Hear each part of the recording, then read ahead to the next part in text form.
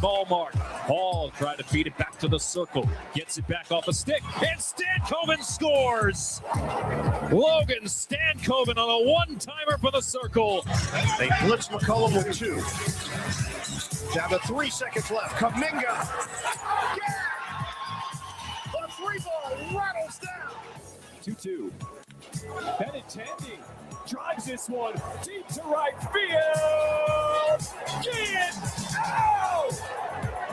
It's a Betty bomb in the ninth, and the Sox take the lead. Good morning. Welcome in Hurrdat Sports Live. That's DB. I'm Ravi Lulla here at Hurrdat Sports HQ. What's up, DB? How are we doing? Oh, we're doing all right. How are you? Not too bad. Not too bad. A little brisk out this morning, you know? No, I like that. I like that a lot. Dogs did what they had to do. Very efficient. Although, Biggie, I just keep telling myself slow motion's better than no motion. That's true. I can see all the ridges on my man's spine. It's very sad. Yeah. Yeah, it's very sad. It's very sad. He's only eating about half his food. I think I might move him over to wet. Oh, yeah. Wet. We did that with Tally at the end. Maybe mix it. Maybe a little wet, a little dry. Makes it a little easier for him. Yeah, that and the fact I think That ain't wet. I already sprinkled cheese in there for him. Oh, yeah. And I give him his little sedative thing with just a smidge piece of ham. Yeah. So he gets a little real people food. Keep that female dog of mine off the table. How's it? Did you start putting the chairs up or what? Yeah, I showed you the picture the other day. You showed me the one of her on there. Yeah, not the day I went home. No, the second very one. next day. Yeah. With the whole table stripped Clear. down and she's still up there? Yep. Oh, yeah. She's vibing. She's a whole different. Have you considered this? Maybe the boy dogs are bothering her, and that's her safe space. No, she runs. She runs the show. She runs the show. All She's right. pretty tough. I'm just trying to give alternative views here. She's a little cuddle bug. She likes to get between my shoulder blade and my cheek. Oh yeah. And even when she sleeps, she puts her head. Oh. She comes up high towards my face. I don't know. Maybe she likes this beard that I'm not cutting today. It probably gives her a little warmth in there, Oh no, she's just little. She's like she's not passenger princess. She's a pocket princess. It's true. You probably fit her in one of those vest pockets. 9.9 pounds. I got her spade appointment. Yeah. Yeah, she's not going to stay the night. No, I found Juan. Juan. Oh, he gave you a place? Yeah, and it's Husker. It's my original Chihuahua. Mhm. It's his spot, which was years ago. I was forced darn near at gunpoint to get rid of him the morning Caleb was born. That's Low nesting was going on, and it was like, get rid of the dogs. And I was like, yeah. oh yeah, I'm gonna be yeah. yeah, we're let that ride. Yeah. Yeah, so that was Husker's. That was Husker's spot. And my other one, Peanut, was apparently stolen in Kearney when I was at training camp. Suspicious. Very. Especially since he turned out to kind of lose his mind. Suspicious.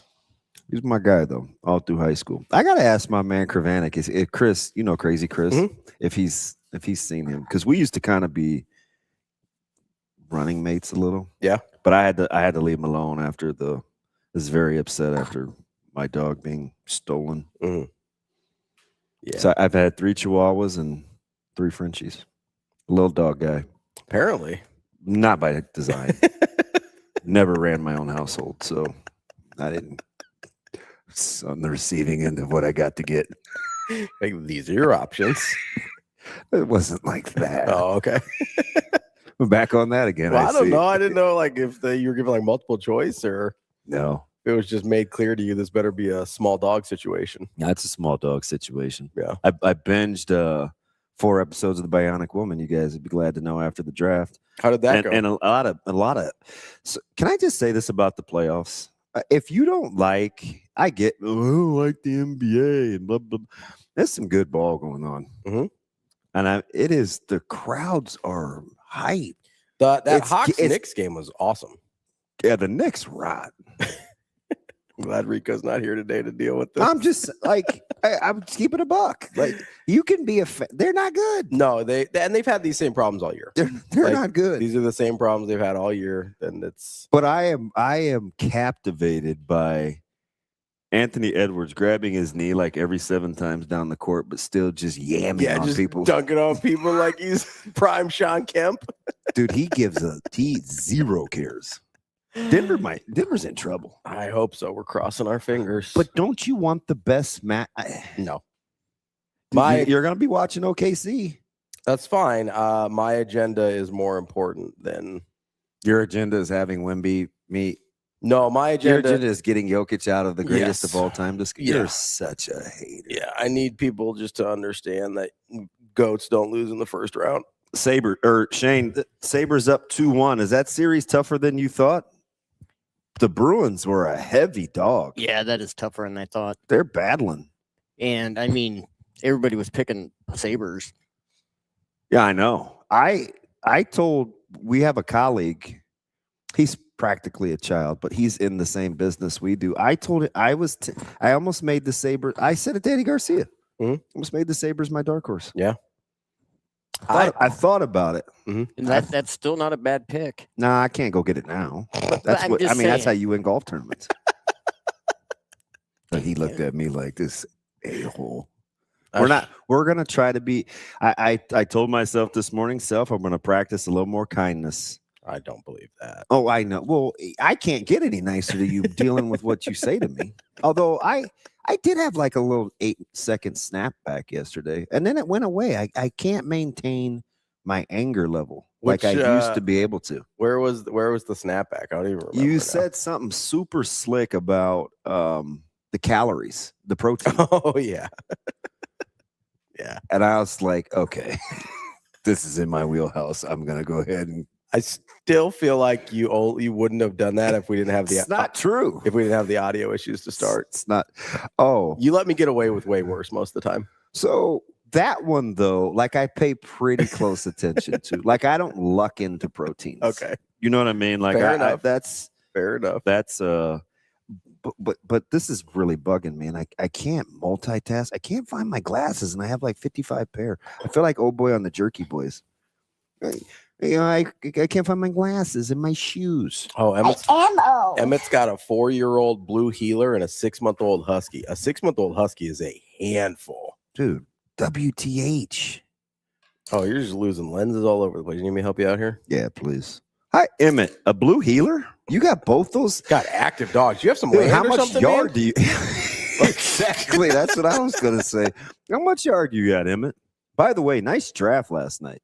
I'm just channeling my former LensCrafter employee. I will say this: people give Jera a hard time, and Steven. They did pretty good last night. They draft pretty okay. Yeah, they do pretty good. Now, once they have them drafted, it gets a little sketchy. They draft pretty okay. I'm gonna wipe these off for you so you get my fingerprints off. I don't know why they just both fell out. Are they still gonna magnify the way I need them to? They will. Yeah. This is like on. You got these at a grocery store or something, right? Or like I got those in Vegas at what's the not like an eyeglasses store though, right? I hate having the clap like that. The place over in Regency that I've never been to actually grocery shop. Oh, Trader Joe's? No, Regency. Oh, Whole Foods. Yes. Okay, yeah, so grocery store. Okay, yeah, so on cheaper frames like this, they don't hold the lenses very well. I thought these were pretty sturdy. That's why I got them. Well, they're sturdy in the sense that those probably aren't going to break. Yeah. But the fittings of the lenses is usually not. It's not like a custom deal. It's more of a mass production deal. Yes. So you're not going to have as clean of a fit. And today's version of find natural caffeine and low caloric intake. Yeah, what do we got? I have your namesake. It is called Bum. Oh, no, that's Kobe's guy. It is Bum. So thought you were more of a Boonda guy, but that's okay. Absolutely. A little overrated. I just meant as a word choice. Well, yeah, that. My bad. Hey, that's a secret. Not a bread guy like Shane. Oh boy. Total carbs less than 1 gram. Now 20 milligrams of sodium. I'm trying to wean off the sodium. 0 grams of sugar. I'm looking for all the little hidden ingredients. But guess how many calories? Under 1 gram of carb. What's fat and protein? 0. Yeah, this is 0 grams of protein. And it contains no fruit juice. I mean, if there's no sugar, no fat, and barely any carb, or if there's no protein, no fat, and barely any carbs, you're probably talking like 5. That is on the dot. That's what I'll be honest, I don't know where the 5 is coming from, because if the 1 gram of carbs is supposed to be 4, I don't know where they're getting the other. I'm just going to go ahead and guess that this can't be good. Can I smell it? Yeah. What do we got here? Do you even know what flavor that is by the smell? No, I don't. Yeah, that's how you know I'm in trouble. It's cream soda. Good luck, man. I mean, cream soda's, I don't like cream soda. I think cream soda's fire. I know you do. I think you should wash your mouth, though. That's also not going to be the right color for cream soda, so I don't like your chances here. I mean, I can't believe I'm letting you smell this, but like 0 scent. Yeah, I'm getting nothing there. Yeah, and my olfactory's pretty good. Yeah, yours is better than mine. You have a better scent palette than I do. Oh, it's very subtle. Oh, so it's like a LaCroix. It's very subtle. Anyway, I guess we should have a show. Enough of my. Oh, don't act like it's bad, because I'm surprised. No, that's not bad. I don't like cream soda, but because it's subtle. You're gonna have to finish that now. I will. Don't worry about it. Thank you. Because it's subtle, it actually doesn't bother me much. The cream soda is a little rich for me sometimes. Like if it's too heavy. Aren't you a big dessert guy? Not really. No. Did I tell you I was really bored? I have 0 friends in the daytime. So, well, Aaron. But what about me?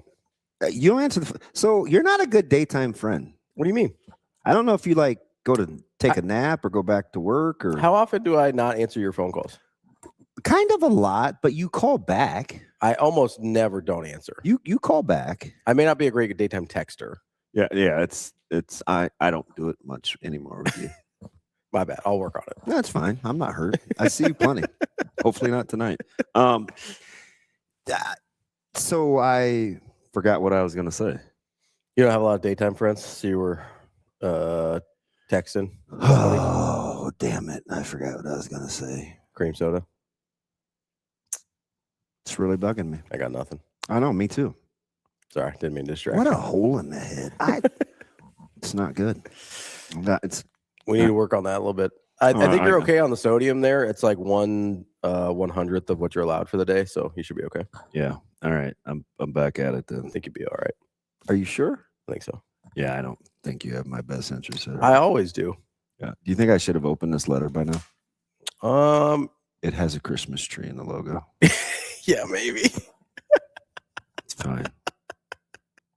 You should probably, you should think about it. Yeah, I'd like to shout out Sam Warner. Southampton Road in Lincoln. That's nice of him. Yeah. He sent them to all of the crew at the radio network. I saw it sitting on the table the other day. Oh, man. Is that like a note from a kid? Yeah. It's a little old, but still means the same. I saw the handwriting. I thought it might be. I don't want to assume, so be careful how you talk about people. Your penmanship may suck too. Thank you for everything you do in your Husker coverage. I appreciate your it helps me understand the game much more on a deep level. Keep up the great work. Have a great holiday. Aw, I should have read that 4 months ago. What? You probably, yeah. It's got Christmas trees on it. Maybe you open that thing up a little sooner. Zip it. I have one more question. What's that? Not to you, to Shane. Shane, are you at all concerned about any sort of a deep run for your Avs? Yes. Shane's the only one I can talk to about hockey because you're not my friend. Yes, absolutely. Unless because Steve wants to call in. They usually kind of falter a little bit, and it could swing back. The momentum one game, it could swing back to LA. Hot take. Real easy. Yeah, momentum swinging. Hot take. 4-2. You feel like it's 3-0. It is 3-0. I know. But do they look like a team ready to hoist the cup? Maybe. They can skate their bundas off. They can skate their bunda off. The puck luck is in there. They have the puck luck right now. So how many caroms constitutes puck luck? I'm not a huge fan of the term. You don't seem like a puck luck guy to me. I've seen some fluky goals, so I'll entertain it. The Gabe one last night was fluky. Okay. All right. I just trying to get an idea because people say that a lot, and it just becomes one of those catchy things. And I'm like, nah, he was in position. He got the stick up. It was a nice deflection. Now I have seen I've seen a puck hit both posts, right? Like and pop out. Yes. That's hard to do. Yeah. Well, you saw it in the Olympics. You saw a top side not going. Yeah, which I don't even know, like from a physics standpoint, how that's possible. It went top right, left post, right post, did not go in. Like I don't know how that even ding ding ding happens. Like you'll never. It's like, huh? So you're not worried? No, I'm worried a little bit. Yeah, I mean, because it could swing back real easy. Because the Avs have done this before. Yes, they have. Yeah. And you got really. And now the nice thing is that they are playing with their full team, and they hadn't done that for a long time. Yeah. Who's your favorite? McCarr? McKinnon? Cal or Gabe or McKinnon. I mean, it's hard to choose. I mean, they're all solid. Okay. I mean, they didn't ask who the best is. Who is your favorite? Who's your favorite? Who do you like the most? Probably Cal. All hail Cal. Okay, it's not a bad pick. See, that wasn't hard. No, but I need to get you invested in hockey. I like watching it. I have a hard time following it at the same level that I do other stuff. Okay. I don't. Here's part of the thing for me is I feel like I need to understand sort of the strategic thought process in a sport to enjoy it. That's fair. And I feel like I'm so far behind on hockey that it's a little overwhelming, if I'm being honest. I like the drama of the playoffs. I love watching Olympic hockey, but on like a night-to-night basis, it's hard for me to enjoy without the stakes because I just don't understand it on that level. And so, whereas like basketball, I can watch any basketball game that's played at any level and probably find something that I enjoy about it just because I enjoy that part of the game. But same thing with baseball. Like I love watching pitchers. I know, like, I make jokes about the steroid era and stuff like that, which. Do you know that's the first time they've swept you guys since 22? I didn't know the date. I knew it'd been a minute. Like that was. It doesn't seem right because Boston hasn't been great. They haven't been that good. Yeah. But they tend to find, like, they played for like 2 years. They played way better against the Yankees than they did against everybody else.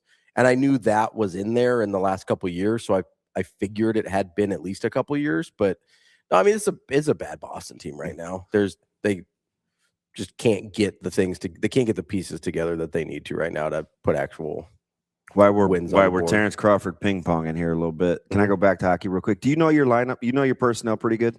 Pretty well? Not really. Do you know? Oh, fudge. All right. For whatever question you're going to ask, probably not. Okay. I was going to ask you if you knew who had the most shifts behind McKinnon and Nelson. Oh, no. 26 shifts, but he had 24. He flies under the radar for them, I think. Is Nikushkin. Oh, yeah, Val. Yeah. Yeah, like 24 shifts. I mean, that's a ton of ice time. I'm just curious. You guys got a full run. Yeah, they're big. They're one of these teams, Ravi, whose benchmark is so high, even like you're hearing numbnuts over here. It's 3-0, and he's like, I don't know. I don't think he's pee-pee tucking. I just think I think that's Avs fans because they're like, hey, we don't like how the 3-0 looked. How getting to the 3-0 looked. Yeah. No, I mean, and it's like, you won the President's. We've done this before. Yeah, I do understand that on a certain level. But you've also raised the cup, too. You just think you wet the bed a little more? That was 4 or 5 years ago. Look, see, that's what I'm talking about. Yeah, 4 or 5 years ago for a championship is great. That's what I'm talking about. I'll be honest, man. He sounds like some Husker fans. It's like, I need you to chill a little bit. And believe me, like you've slapped my, you won 89 games. You didn't hit the 100-game win total. And I was like, it's Robbie, they weren't healthy. Oh, why about the Dodgers? That's different. I know. I'm giving you a hard time. That's different, right? Yeah. Well, like winning 88, 89 regular season games, if you're Los Angeles, when you're hurt all the goddamn time. Yeah, I understand that. In baseball, it's quite a bit different. I also, especially, you have the wrong injuries overlap, and that can cost you 2 weeks, and all of a sudden you go from 95 to 89 wins, and just like that. Like I understand that. Hey, there's my hockey head. Where are you? You should be co-hosting. I know she's got to be dead dog tired. She's got a day tonight too. 24 shifts is kind of nutty. Yeah, 60 to 90-second shifts. Like, and McKinnon and Nelson had 26 shifts. Yeah, 24. Like, it's a lot of. Because normally, if I'm not mistaken, he's pretty. He said, "Oh yeah, Val. Yeah, Val's pretty great." Correct me if I'm wrong. Normally, a hockey player over the course of a game plays between like 15 and 18 minutes. Is that about right? So 24. I'll take that top line, yeah. So 24 shifts at 60 to 90 seconds. We're talking like a pretty significant, like it's 25 to 33% increase over what is normal. It's at least. Yeah, it's a long time. Okay. So it'd be like if a guy normally plays like 36 minutes in the NBA and somebody's playing 44 minutes a night instead. My man is skating a ton. I think the Olympic again. I mean, Landeskog, I think skated for about 18 minutes. Mm-hmm. McKinnon was 19, and Val was right there. Like he just doesn't get talked about. Val, yeah, I like how you use Val too. Well, I don't know his last name, so I have to. NICU SHKIN. Ravi Nikushkin. Yes. Look at the spelling on the fly there. Hey. I'm still trying to figure out how to pronounce your draft pick's name, but that's okay. Yeah, me too. Can you just go with his first name? I heard somebody say, hold on, let me look at it. Ironcore? No, it's like the I is soft, I think. It was Iancore? Ehenachor? Ehenachor? I think. It's a Henachor? Or it might, I think it was a soft C, like Ehenachor. Why don't you just no, it's not. I think it's Well, that's how somebody said it on something I was watching last night. So everybody kept talking about him being this dark horse because he was so young and malleable, but kind of a mauler and hadn't given up any sacks. I'm not mad. I'm not. I knew they were going to get a D lineman. The neck injury has been a little bit more worrisome for them, I think, in the offseason. So they knew that they were going to have to go get a lineman. But that's what you get for drafting these Georgia offensive linemen.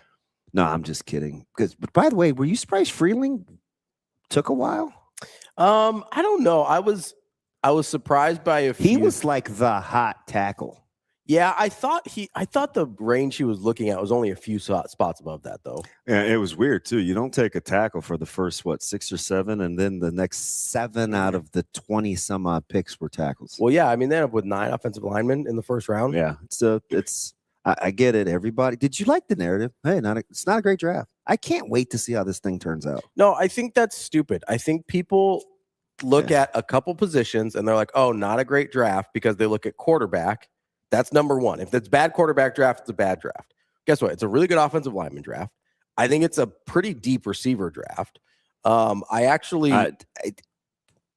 the only one? I am so sorry. No, go ahead. What was wrong with Mackay Stevie Wonder Lemon? It seemed like maybe he had something. Hey, man. I'm not trying to make accusations here, but Mackay, man, how about that? Oh, man. You know, I'm just saying. They got a dog, man. They got a dog, man. Okay, stop rocking. He's a weird dude, though. Oh man, like that's my only hesitation on him is like he's a weird dude. He was weird. God, I'm kind of dizzy. I shouldn't have. He was weird at the combine. Why did you put the glasses on to close your eyes? Because that's a good point. They're not sunglasses. I was like, what? I don't understand what the point. I don't know. I felt like it was better for my character. Fair enough. Yeah, well, because maybe it's not very bright. Maybe it's the indication that can't you just go along to get along? That Stevie really can see. Maybe that's what you were trying to say. Okay, all right, severe Shaq. I think Stevie's got better vision than I do. Yeah, I get. So here's the thing with that, Steve. My point is he flies under the radar for what he does for them. McCarr's probably their best two-way player maybe on the planet, but just for comparison's sake. If he can avoid getting punched in the head, I mean, Kings are very good at that. That's how they have to play. I know. They do that to other teams. They've done it to Tampa Bay. That's how they have. So what's that like being in the same family as a Lightning fan? Because you guys watch hockey together. It's good, except for when they play each other. But I've got the one up. Oh, Shane with scoreboard. Keep receipts over here. Well, I mean, it's what it is. You pee Tucker. What up, Joe Good? I have some draft questions. Can we? I have lots. Can we? Let's take a quick break here. It's almost 7:30. Let's take a quick break. So what are we gonna do without the stop sign guy? I'm just gonna try and be a responsible adult today. That's what we're gonna try and do. Huh? How come nobody's like talk to us through the? Austin's off. Aw. Because he's out in Shadron covering the volleyball match, so he's off this morning. I did like his little vignette on what to do if you're heading out west. Yeah. I was like, Jimmy. Yeah. He's looking just like Jimmy Neutron. He's our Western Nebraska expert, so he's got all that covered out there. But no, so he's off. Rico is work from home most Fridays. And good morning, Rico. I think he's afraid of turning his mic on because last time he was work from home, he just had a kid just scream at us. And then we were like, was that a drop? What happened? I think I could probably rock with KJ. He's active. He's busy. No, his kids are cool. I've met at least a couple of them. I don't think I've met all three. He only has 3. I know. I don't think I've met all 3. I think I've met a couple of them. Okay, just a couple. Well, so far, I never know. It's like, it seems like the count. What are the names again? Don't do this. We got Ellie, Miles, and KJ. Oh, Ellie is cute. Yeah. That had to be his wife. Yeah, Miles was him. He fooled her. He tricked her. Because he wanted to name the kid after a Nick, but he knew he couldn't do like a famous one, so he chose Miles McBride. He also likes Miles Morales, so that's what he told her it was, but it was really about Miles McBride. Big Spider-Man guy? Yeah. He's a big like cartoon anime. I know Spider-Man. he's a guy that I can talk to. Yeah. Do you know who I found out rocks with Shane? What's the acronym for those Disney movies that come out like those series like Luke Cage? NBC? Is it NBC? MCU? What's MCU? The Marvel Cinematic Universe? Yeah. Okay. That's what it is. Yeah. Like Amazing Daniel he's a big Daredevil guy. Who is my favorite Marvel character? Not named Wolverine. Yeah. I didn't know that about Amazing Daniel. Yeah, he's kind of weird. Shout out. Oh, we can't be giving him more burn. Oh, no, I'll knock him over here in a second. As soon as he makes you mad in the chat. All right, Shane, all right, cue the music. Let's take a quick break here. I'm going to give you an opportunity to be professional and set the lineup. We're going to talk to Tim Verghese at 8 a.m. I know he's not technically a NFL draft guy, but he likes to scout. So we'll talk to him about Nebraska, NFL draft, all sorts of stuff at 8 o'clock. And then at 9, we've got Mike Sautter from Hurrdat Sports and NebPreps. We'll see what he's got going on this weekend. I know Miller North got a nice little baseball win over the Junior Jays yesterday, so that's good. We like that. Number 3 over number 5. Just, for anybody keeping track. You are so shameful. Anybody keeping track? That's all I'm saying. Oh, hey, Scott. Like that is, it's a dark show. I love it. Which one, Luke Cage? No, Spider-Man Born Again. Oh, I haven't seen that one. Yeah. Anytime a shard of glass kills the guy's wife, it's not great. That sticks in her temple.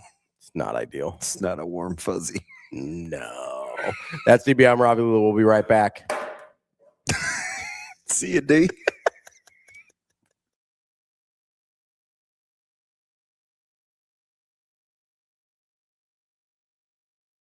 It's time to shift into spring at Edwards Kia. Lease the 2026 Kia Seltos LX as low as $198 a month. Shift into spring for less. Spring on this deal before it's gone. Drive away with more this April. Or lease the 2026 Kia Sportage LX as low as $228 a month.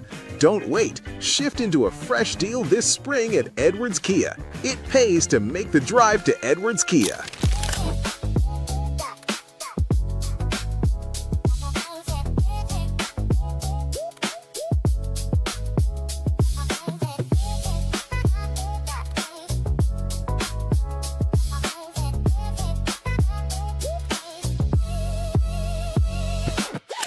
Yeah, Thomas is great, honestly. I think he allows us to just go do not necessarily whatever we want to do, but kind of just go play our game and go figure it out ourselves, which is honestly great instead of having, he could just tell us exactly what to do all the time, but he lets us go out and do whatever we want, which is just great. He has full trust in us all the time.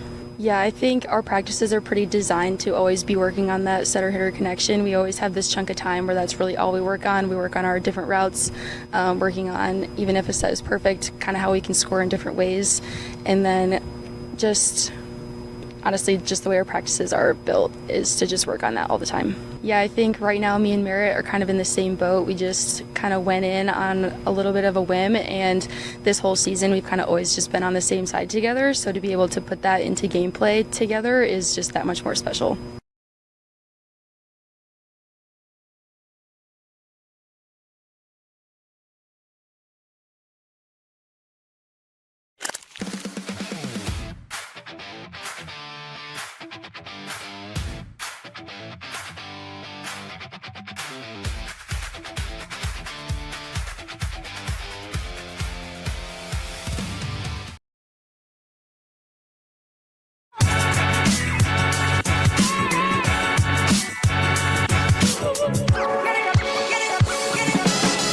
You're listening to Hurrdat Sports Live.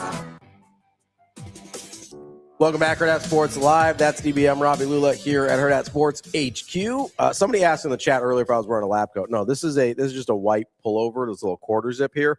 Although it does. I do appreciate your courage. I've talked about your whole wearing white thing. I know, yeah. I have got two sweet white Nebraska. One is a little thin hoodie. Oh. The other is a quarter zip. Yeah. And I just don't have the stones. I told you I did it once. Yeah, you don't even like at Arrowhead. You don't even like eat in public very much though. So like you should be fine. And I don't know what I got on it that first broadcast against Cincinnati, but I know I was wearing Casey out, just rubbing my sleeve. I could see it. Well, that's like probably that's his first game too, so he's probably and I'm like feeling some kind of way. Boy, man, I'm like, and you snap that thing on the 24-yard line, and I'm thinking, I'm like tweaking or something. I know, right? It's like, like if he thought you had a little Tyrone Bigham's going on or something. I don't even know. Nah, he would know who that is, but.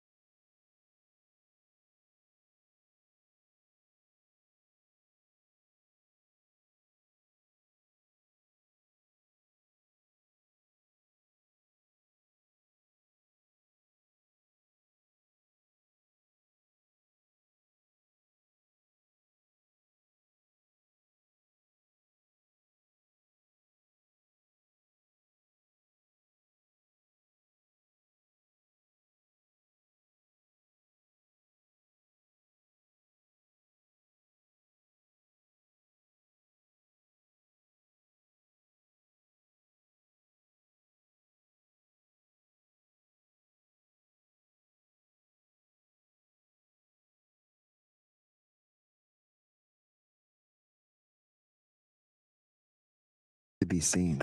There we go. Damn it. We're blurry again. Who but we're did back. that? I was getting ready to act a fool in the dark. Yeah, I know. It's speaking of acting a fool. Can I time out? Time out. Yeah. What's with the? Is this directed at me? Because you sat up in the seat. No, this is not about you. This is not about you. It's about other people. All right, what happened in the world? Talk to me. I don't know if you remember, we interviewed Coach Rule this week. Yes. Thought it was a good conversation. Talked to him for about an hour. And apparently a lot of other people thought it was a good conversation too, because it's a lot of the rest of the sports media has been talking about, which I appreciate. I appreciate it more when you give us credit for actually doing the interview, but I do appreciate people valuing our work in a way where they feel like it's noteworthy to talk about. Yeah. I do have to say though, I'm struggling a lot with whether it's the lack of attribution to where the attributing to the source of where the interview came from and where all this information that we have gifted the media free content for a week in the middle of April. Like that's a very nice thing that we did. And that what do you mean attributes? Like if we use a clip from Husker Sports Nightly, we say, hey, it's from Husker Sports Nightly, or we put a little tag on there, or like we tell people where this came from. Or yesterday when I used the clip from Rich Eisen, I said, hey, this is Tom Pelissero on the Rich Eisen show, because that's where it came from. Okay. So that's can I just tell you how I feel right now? What's that? My stomach is I have a little queasy going on. Because I know you're going to say something crazy. So that bothers me. And then it also bothers me, and we've dealt with this a lot, right? Where we'll say something on this show, and then someone else will say it, and it pass it off as an original thought. And I understand parallel thinking exists. I do. Mm-hmm. That sometimes two people arrive at the same thought totally independently. But when I know people have been watching the show because of the interview, it makes it really hard to believe that the parallel thinking is existing in this moment. Feels a lot like you're just grabbing things and saying, hey, look at this original thought that I have, when I have literal video evidence that that is not the case. Who said what you said? So can we, Rico, I think you're in the chat, right? TK already knows. Oh, geez. So Rico, can we play the video of? Shane, do you know what's coming? I do not. I believe this is from yesterday. Rico, can you play the video of Evan Bland and Sam McEwen talking about the interview? Oh God! Just on like the kind of the Midwest sensibility stuff. Yes, but I think that's a part of it. Like if you're a Miami fan right now and you see all the money that they just pumped in, you're like, absolutely, yeah, right. We're the U, baby. Like this is what we do. Right. I think Nebraska fans, even the thought that they would spend the most money on their roster of anyone in college football, I think you're split as a Midwestern Nebraska fan. I think you're like, cool, but that's not really how we roll. That's not how I roll in my life. Mm-hmm. That's not how I roll in my business. Don't really want my family to be about that. Like we want to be about hard work and innovation, and so I think there's some kind of cultural tension in there that we're also having to wrestle through. Amen to that. That's terrific commentary. I couldn't agree with you more. So that's from yesterday or maybe the day before. Rico, can you go ahead and play this clip of one DB on April 2nd, which is before this week? Oh, the misconception is like where Nebraska belongs and in the pecking order from our vantage point, mm-hmm. or from everybody else that they're dealing with relative to who they're competing against. So we think in our mind, well, you got the money, just go get them. Mm-hmm. Or you have the money, spend it. Yep. Or I've seen the revenue. Like some of these programs are willing to run in the red. Mm-hmm. Nebraska's just not. They're not going to operate that way. So I think one of the things, it's like this with NIL, it's like this with donors. Nebraska has this thing that I think it's very unique, where we have this way of life, super ag, super work hard, get what you earn. We're not going to give you anything. Mm-hmm. There are no handouts. Like that's kind of the crux of who we are. A very fiscally conservative people. Yet we're in this era where it's about spending. Mm-hmm. We need to spend. And so I'm thinking to myself, we say that, but is that it's like you look in the mirror and it's like, oh man, is this who we are? Because ask any of the last 5 or 6 ADs mm-hmm. about the perception of spending. I would guess 4 of the 5 would tell you that was part of the hardest part of the job, mm-hmm. was the perception of spending. Because where you're getting those resources from, you have to find somebody that says, hey, I trust you to be a good steward. Do with this as you will. Mm-hmm. And it may go against the core of who I am as a businessman or how I've made all my money. Yeah. Those sound pretty similar to me. Okay. Now, listen, I'm open to this idea of parallel thinking. Like I said before, here's what I'm just going to say, though.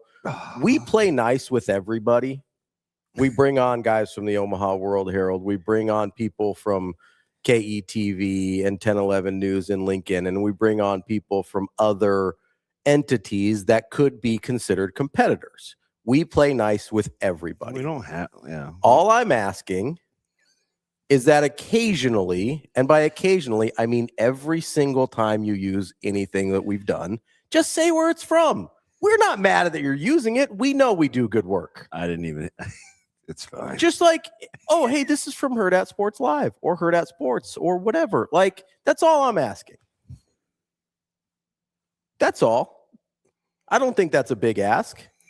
We honestly, we talked. This is a thing that we had to get better at when we were using some clips from Husker Radio Network. Jess is like, hey, can you guys make sure? And I was like, you're right. Absolutely. That's our bad. Now, every time that we use anything from Husker Radio Network, they get the attribution because they deserve it. They did the work to make it happen. That's all I'm asking. Yeah. We play nice with everybody. Just play nice back because we don't have to, and you won't like that. That's tough. Anywho. Sorry, that's all I had. Sipple did give us credit, Jack. I appreciate that. Sipple's a good friend. We like Sipple. Yeah, Sipple has been incredibly complex. Sipple may be going through a post-old man midlife crisis. I'm gonna have to check. I'm gonna check on him. I'm just gonna say, Sip, you good? Listen, I appreciate Sip, and I appreciate. I feel like a penguin. I'm sure there are lots of people out there that that have given us credit for the work we've done, and I've singled out the ones that maybe haven't. I think we're nice to everyone else. I'd like a little reciprocation. Okay. That's all. All right. Kumbaya, s'mores. And it wasn't even me. That was your thought. That was your just one little. That's all. That's all. I knew. I was like, oh God. I knew you were getting nervous. Like, I know you were getting nervous. Yeah. I mean, I get it. I get it. Right. At some point, it's frustrating. At some point, I need to toughen up too. So it's frustrating. There's certain things I'm going to stand on business about, and that's going to be one of them. I appreciate that. Do you want to take a break before the draft questions you have for me, or do you want to? Let's just roll right into it. Let's roll right. Then we'll get to TV. Because why did the Chiefs have a great draft? I know you like your man Delane. Why'd they have to trade up to 6 to get him? I'm not sure they had to, but I do think he was the first corner coming for sure. Definitely should have been the first corner drafted. No argument. I mean, that wasn't the consensus. But... No, I agree with you though. But I struggle with, and this bothers me more than it bothers you, I think. Okay. Where guys get drafted, right? The draft slot value. I've been on the positional value thing a lot this year where I've been annoyed. And you know, I was talking to our guys in the Discord during the chat or during the draft last night, but I've been really annoyed with the positional value thing and how we're just like, yeah, it's cool to draft wide receivers wherever, but God forbid you're a safety or a linebacker. Like I'm struggling with that a little bit because if you're getting all of these pass catchers and things early, then you probably need the safeties and linebackers to cover them, but whatever. Let's not pretend like that makes any sense. But if you're looking at a team, like I don't like wasting draft capital. Right. So if you're the Chiefs and you're sitting there and you go, okay, I don't like who was drafting Delane before them at 9. Yeah. That's the thing I struggle with.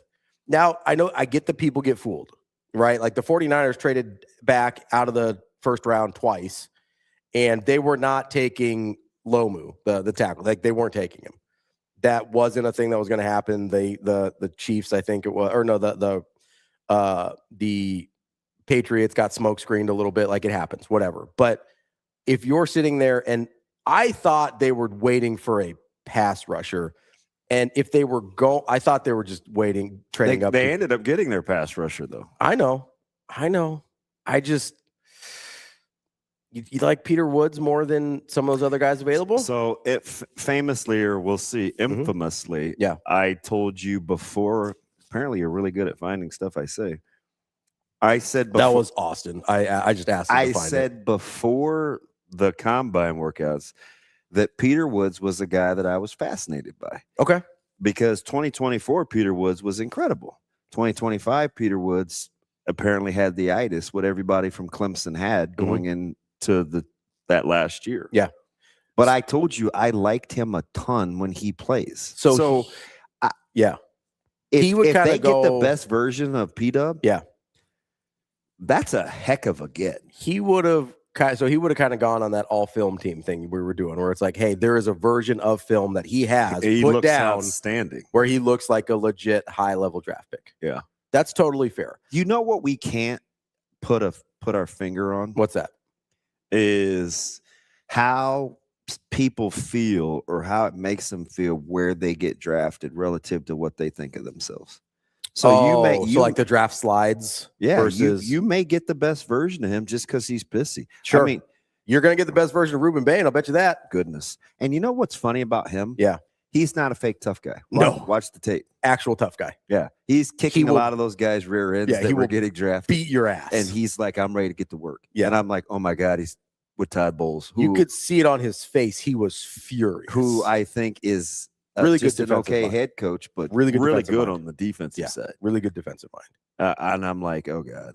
And I'm all in on Ruben Bain. Oh yeah, we've been lockstep on that one. Yeah, I'm like color me curious, but I mean, I've been asking for like 3 months, basically since the end of the college football season. Like when these drafts started coming out, it goes, we're really not taking him in the top 10. Like that's what's happening. You know what's funny about that, Cornflicted? Way back when, a couple months ago, when we had Ryan Roberts on, I asked him about Banks specifically because he had his bowl game, not bowl game, the All-Star game prep. He was a terror. I mean, he was whipping guys at his All-Star event. I can't remember which was it, East West.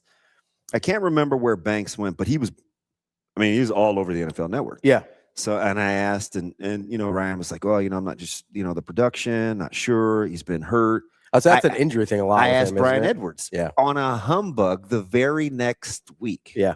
I'm like, hey, are Florida fans all in on Banks? And he's like, he didn't play enough, but he's got all the tools. I remember like it was yesterday because Banks, I was intrigued because he's a giant person. Yeah. Well, on his, he's going before Woods from a production standpoint, Cornflicted, is absolutely wild. But if you get, Banks has some tools, man. Yeah, so I'm looking up his combine right now. I don't know how much he actually performed. He did a little bit. So he is listed at 6'6" and a quarter, so a legit 6'6" at the combine. 327 pounds. It's a big dude. His athleticism score is. Are you using Ross? No, I'm using the NFL Combine website right now because it's easier to find than the Ross for a random one for me. Athleticism score, according to the NFL Combine, is an 80. His production score is a 66, which is not great.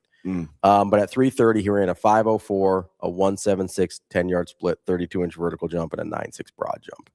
And that compares to. Let me find our guy, Peter Woods here. You know what's funny, Emmett, about that is he's talking about Mendoza or Simpson going to the Rams. They completely get the benefit of the doubt. I can't even pick at it. I can't. I want to. I didn't want the Steelers to take him at 29 or 21 just because it's the Steelers, right? I mean, I've got quarterback trauma. Yes.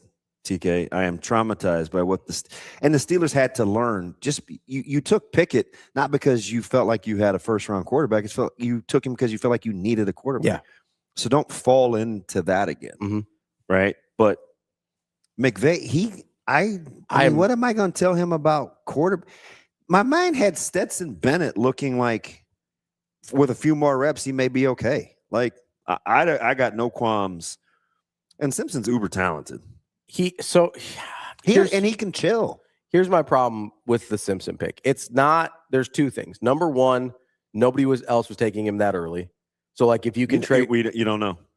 You don't know all those stories about people trade. Not at 13. You're right. Right. I'm not saying he's going to fall into the second round, but like, if somebody was going to move up, but I think it was probably late 20s, early 30s. Maybe. So like, I really struggle with if you're being a good steward of your resources. Not dropping back even 7 spots The quarterback on a rookie deal, and now you get to go back and continue to build. I get that, but here's the other problem that I have with it is you didn't pick up any draft capital all along the way to get a guy that wasn't going to be valued at that spot. If they get a receiver here, that roster's legit. Number 2, though, is, and maybe they didn't love any of the receivers available at 13. Yeah. Although people said that they liked Mekhi Lemon, but the report was out there that they love Ty Simpson too. People just weren't sure if they were going to pull the trigger at 13 or if Did you hear the whole Steelers, Eagles, Mekhi Lemon thing? What network do you watch? I was watching NFL Network. Okay. So the Steelers were on the phone with Mekhi Lemon because they picked after that time. They were picking after 20. Dallas. Yeah. And so Eagles must have gotten word and Eagles swap spots. Yeah.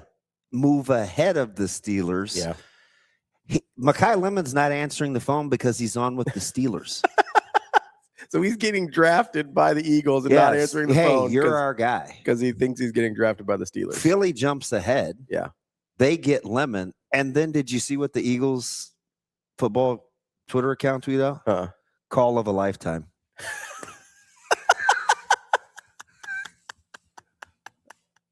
Yeah. Yeah. How about that?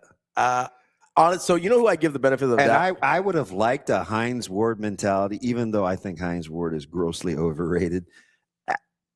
I would have loved a Hines Ward mentality with Mike McCarthy because McCarthy comes across as milquetoast a little bit. And I just want the Steelers to return to kind of that edgy, you need a tough nasty toughness. You need a tough guy in there. And you have to have a couple of those guys on offense. Yeah.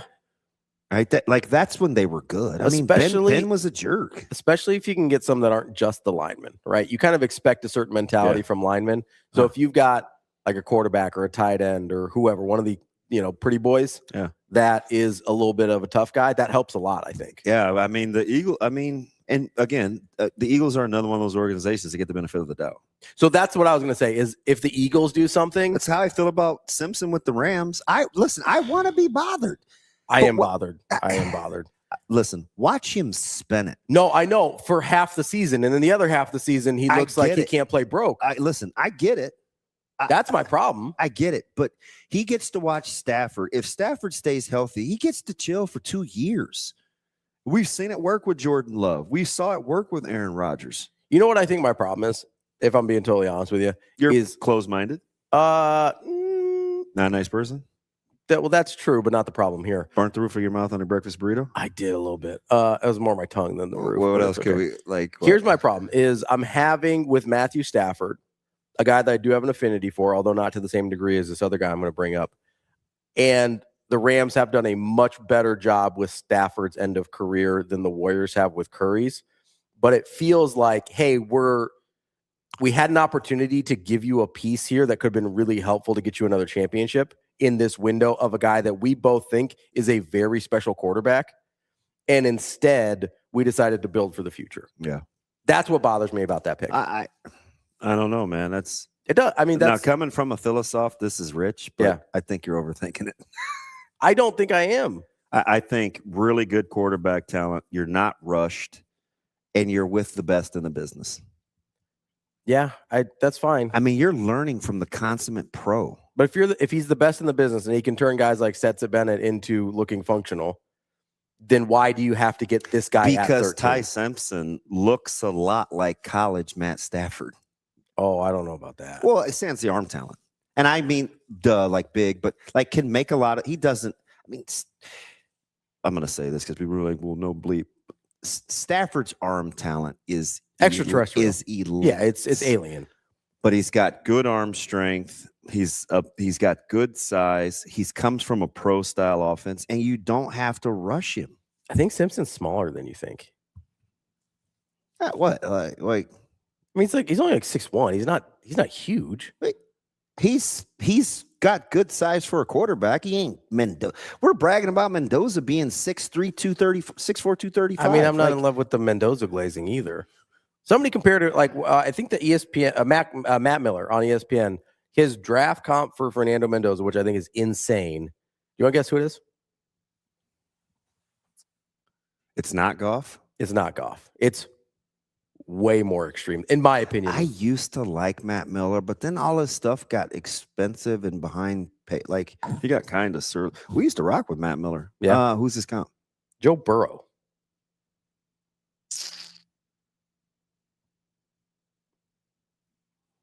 I don't think that's crazy. Okay. I don't think Can I just say this about Burrow? Go ahead. I think he's significantly better than you remember the talk around him coming out. He got a lot of the he played with good players talk. Mm. They didn't love his physical prowess. That's not how I felt about him coming out, so maybe I'm conflating. I mean, he wasn't an elite arm strength. He was a big intangible guy. He had great anticipation. Dude, like look at some of the stuff on Burrow. I'll try and find some. I don't think it's that. At first blush, it doesn't sound crazy. It sounds crazy to me. I don't think Mendoza's in the same realm of talent as Joe Burrow. Maybe their personality, Traven. I don't know. But that's just me. I really struggle if I've got a guy in Matt Stafford who I think has 1 or 2 years left to potentially win another Super Bowl for a franchise. And I'm looking at an opportunity where I'm a really good team and I get to draft higher than I normally would at 13. I'm looking at that as an opportunity to help me win another Super Bowl with Matt Stafford. Are you building for the team or are you building for Matt? I want to go back to something KJ said. So he's talking about McVay's. Mm-hmm. He said something seemed off. Like maybe, I don't know if. So KJ, are you insinuating that you think that's a management pick and not McVay? He says McVay's body language seemed off. No, I know. And it started with, I think that's a lot how McVay is. He's a little weird. He's strange. Very. Yeah. He's a little bit weirdo. But I do see how KJ could think that. Yeah, because that happens a lot. I don't think in that organization. Probably not, but in general, it does happen a lot. Like I think they're McVay usually in pretty lockstep. And like I felt like the Rams. Because who is it? Les Snead out there? Yeah. Yeah. I felt like the Rams were in a unique position. If they got a wide receiver they like, great. Yeah, they must not have loved anybody at 13. Maybe they did. And it's the Rams, so they've proven what they could do with less than top flight. Yeah. But I do think they want to move off Devontae Adams. Yeah. Right? So maybe you come back and get one. So you think if Tyson was there, maybe they go that direction? So I thought that they were going to take a tackle that they didn't have to play right away. Oh, okay. That's what I thought they were going to do. I thought they were going to take not a luxury, but a lineman that they didn't need to play immediately. That's what I thought the Rams were going to do. So you thought either way at 13 they were going to, I'm going to use I don't think they were stressed. So you think kind of either way at 13 they were going to take, and I know you didn't want to use this term, but like a luxury pick, like a guy that didn't have to play. The Rams are in a unique spot. Okay. They're going to be really good. Okay. I mean, if you get, once Nakua gets done with rehab, if he's back dialed, you get another complimentary wide receiver. Like they got a lot. Now I don't know if Seattle ain't going anywhere anytime soon. Sure, yeah. And you can get into the Stafford versus McDonald thing, and you look at how the games played out, and they're right there. Yeah. So the Rams, when healthy, are way good, way good. I don't know what I would have said they needed. I would have probably started with O-line or wide receiver.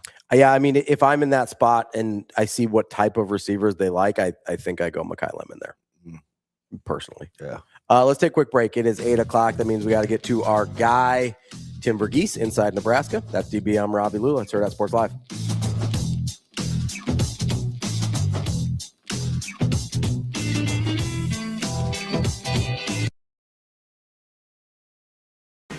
It's time to shift into spring at Edwards Nissan. Lease the 2026 Nissan Rogue Platinum starting at just $349 a month. Shift into the ride you've been waiting for. Spring on this deal before it's gone. Drive away with more this April. Or lease the 2026 Nissan Pathfinder SV, a third-row SUV, starting at just $399 a month. Don't wait. Shift into a fresh deal this spring at Edwards Nissan.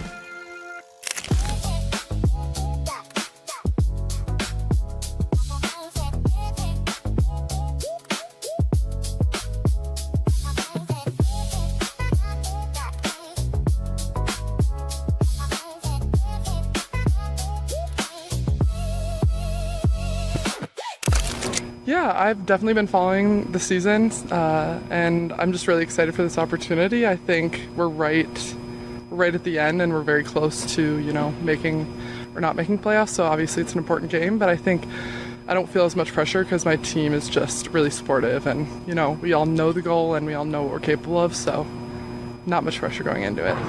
Yeah, it was a really weird turnaround. So after leaving, I had like a week at home, went to Puerto Rico for a month, which was just a really whirlwind experience. And then went back home and thought that I was going to be done playing for this season, just given the opportunities and the season being very close to end.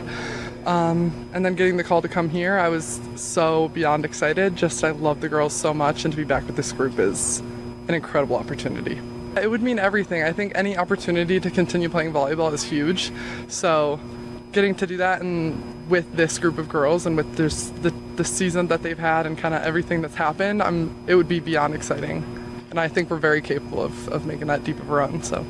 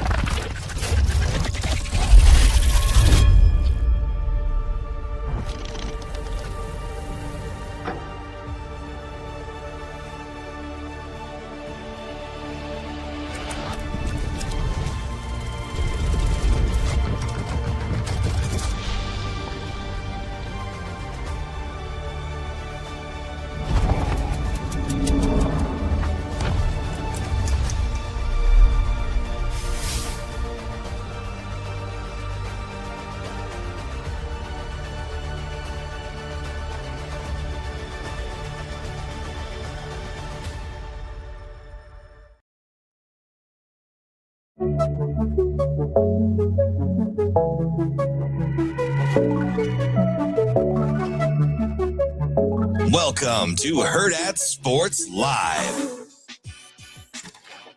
Welcome back, Hurrdat Sports Live, presented by NextGen Male Medical. That's DB. I'm Ravi Lulla here at Hurrdat Sports HQ. We are joined now by Tim Verghese from inside Nebraska. Tim, how are we doing this morning? How we doing?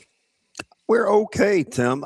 I Ravi tried to ruin my morning, man, but I'm hanging there. Our guy sent me a message TV this morning. It had no words. It just had a jersey number 23, and it was in black. And I had to scroll down because he takes forever to respond to me. And he's like, Caleb was like, "Hey, got a black jersey for mat drills. Working my way to where I need to be. Hope it's a Benning thing." And I was like, "Oh man, this dude's gonna get me in my feels this morning." But I didn't go crazy. I was like, "Well, you better hope what's not a Benning thing is the fact that you can't stay healthy. So as long as you stay healthy, you." But yeah, man, a young pup must be doing all right at mat drills. I hope it translates because I at some point I hope he'd look good in black. Good real black, not a mat drills black, a real black. Not that I want to disparage progress. I still got to be somewhat of a jerk, don't I? Yeah, so not a bad morning. Ravi tried to rain on my parade a little bit with his draft talk, but I'm okay.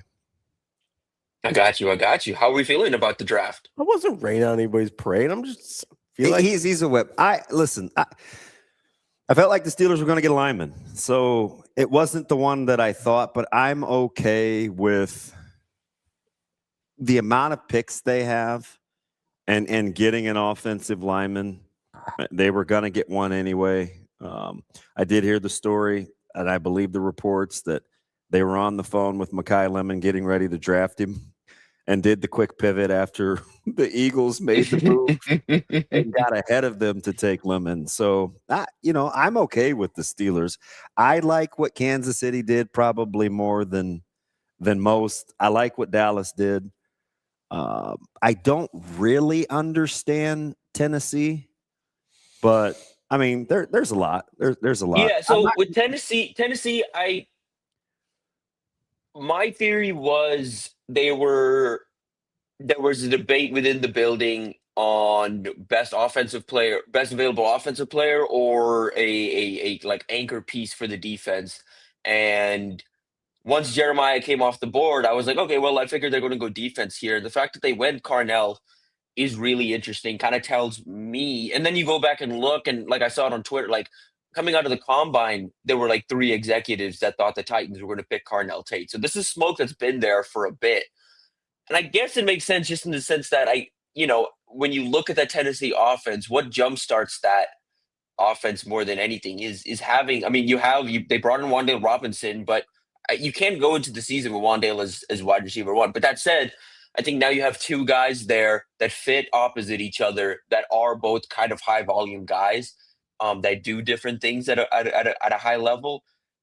And I think that's going to help out Cam Ward a lot. So I get it. I get what they did with that first pick. I guess I understand it. My thing would be what's Robert Saleh's head at coming off of that, because for his defense, he got a guy, and and like I don't know where Keldrick Falk fits. That's the thing. Like I just don't know what that looks like at the next level. He's young. You know what I think they see? I think they see a young Richard Seymour. Okay. I think he could plant a 4. You could move him inside some. He's still growing. He's only 20. He's super long. He's probably going to end up, around the 285 range, I'm guessing. Like, I think they see some Seymour in him, like from a versatility standpoint. Now, that's lofty. Yeah. That's the frame that I think of coming out of college. Yeah. I think you can. I'm not as low on Falk as some, but I can absolutely see, like, there's work to do. Like, he's not a complete product by any means. So, Tim, let me ask you this, because this is the conversation I was wondering about with the Titans, right? Is which guy helps you win more? A wide receiver for Cam Ward, or Robert Saleh's new version of Fred Warner for that defense, if they had gone Sonny Styles, which was kind of the prevalent thinking in the last few days heading up to the draft? Like, which one of those versions makes you a better football team? I think Sonny Styles, but I think you help Cam Ward's development and ultimately become a better team in the longer run. I don't know. I think you had to look out for Cam Ward here. I think they recognize the type of talent he is, and you needed to get him someone to make his job easier. And whether that was Love, whether that was Tate, I think that's what they were going to do. And they have.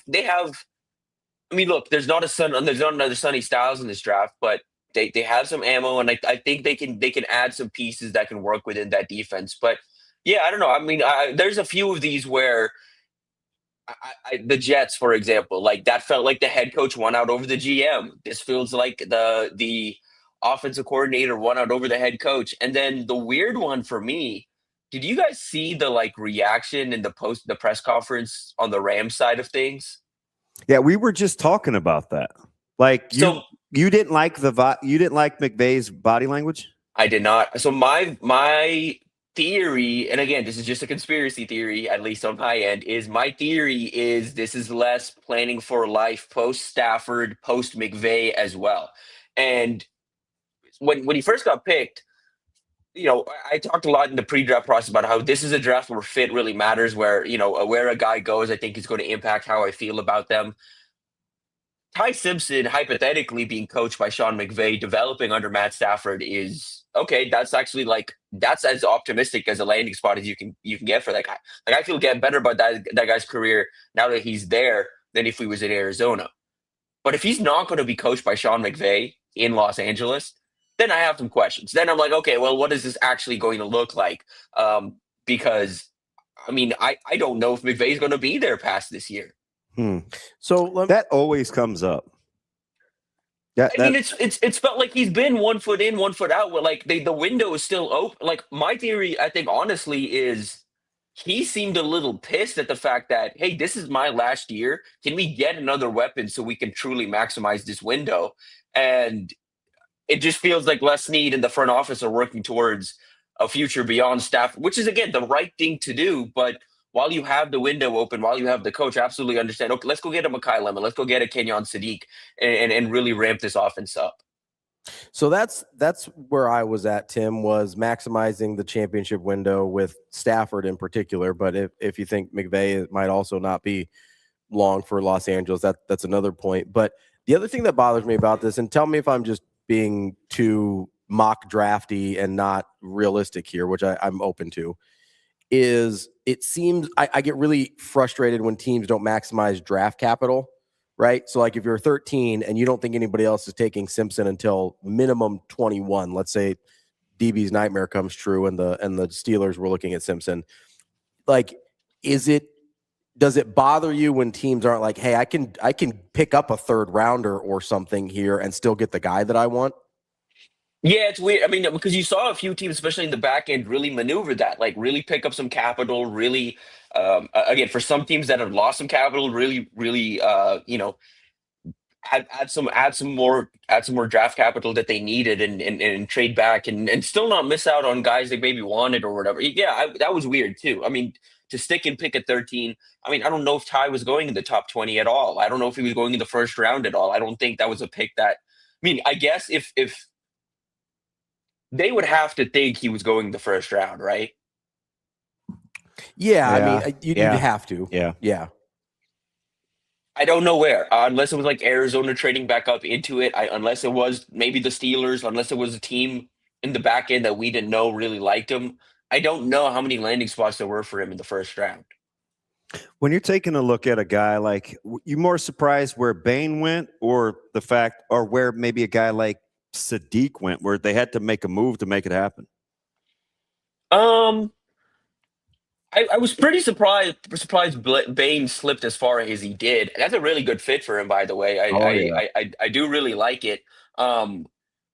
It's interesting. I think the Jets sneaky have a really fun offense if Geno Smith can recapture any of the magic, because there's a lot there. There's a lot there now. You've got Garrett Wilson healthy up front. And I know there were some Jets fans that wanted Mekhi, is what it sounded like, to work opposite. They wanted Lemon to work opposite Garrett Wilson. I actually really like Omar Cooper's fit in that offense, complementing Kenyon Sadiq.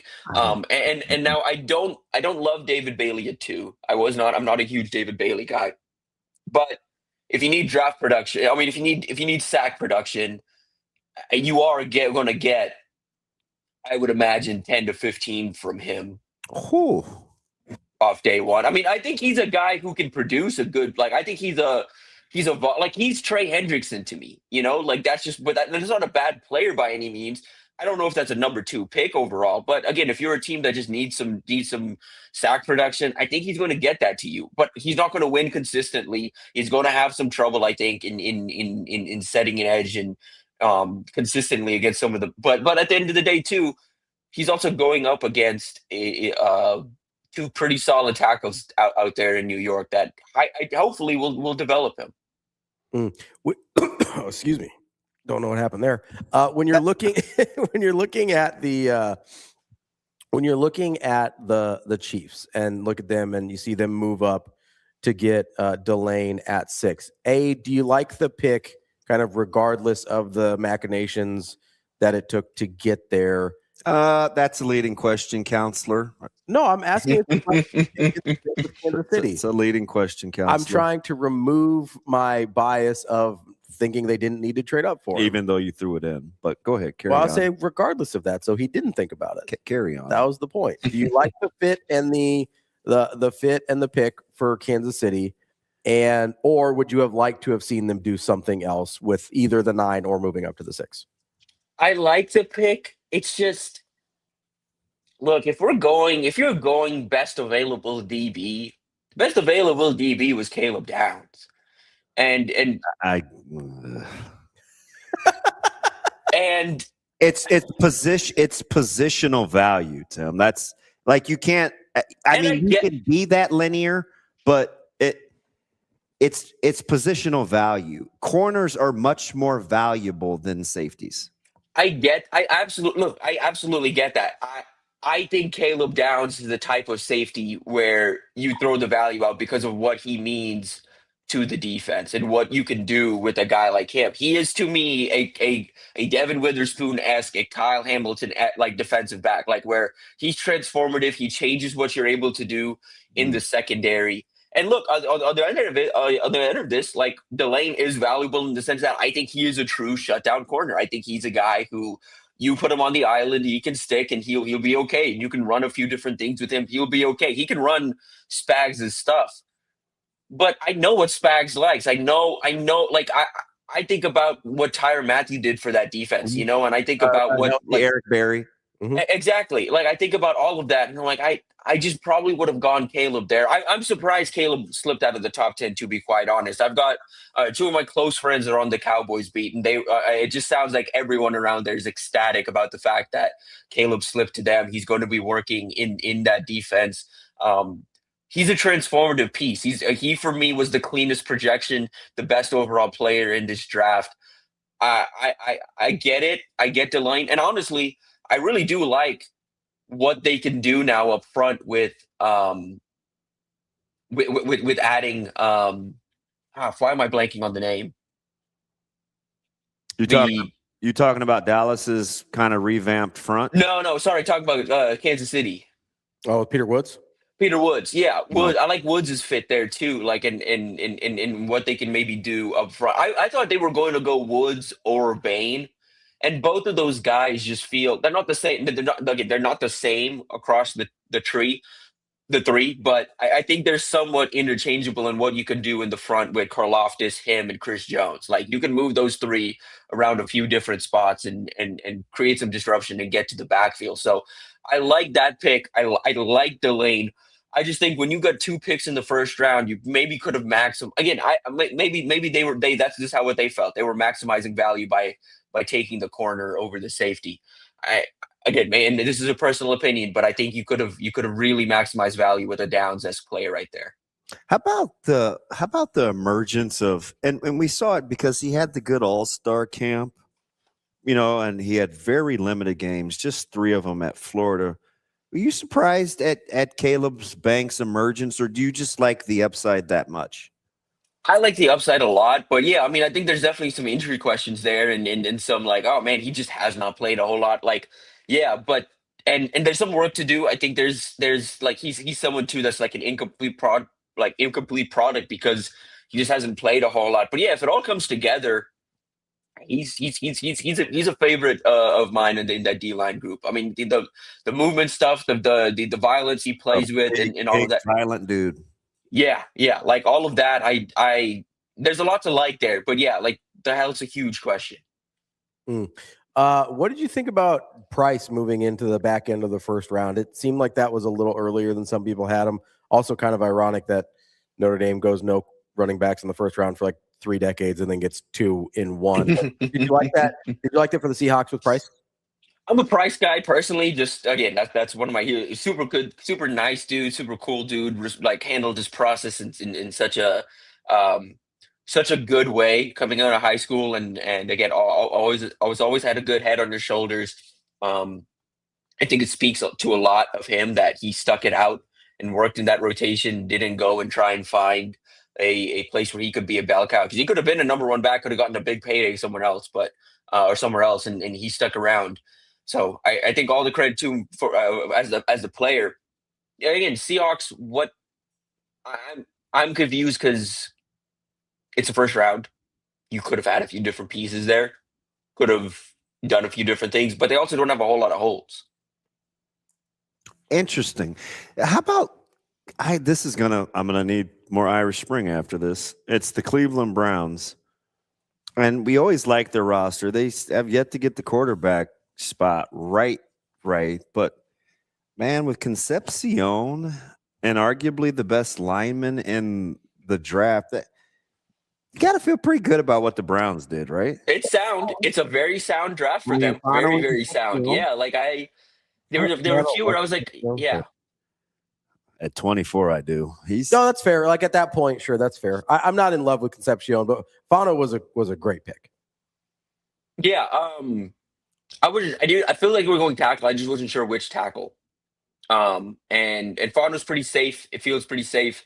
But on the other end, I thought. Can I say so? So I thought Casey. I think Makai's going to be a good pro. I kind of like Casey a little more the more I watched of him and more I watched them up against each other. Just in terms of maybe it's just Casey being a cleaner projection and doing a little more of the route running stuff that I like. I like Makai more after the catch. He's going to be a high volume target, but I think Casey's I get a very clean projection for me. Him and Omar Cooper were two very clean wide receiver prospects outside of the traditional top guys in this group. Just willing to overlook the drops for Concepcion? It's an issue. I don't know if it's a huge issue, but it's an issue for sure.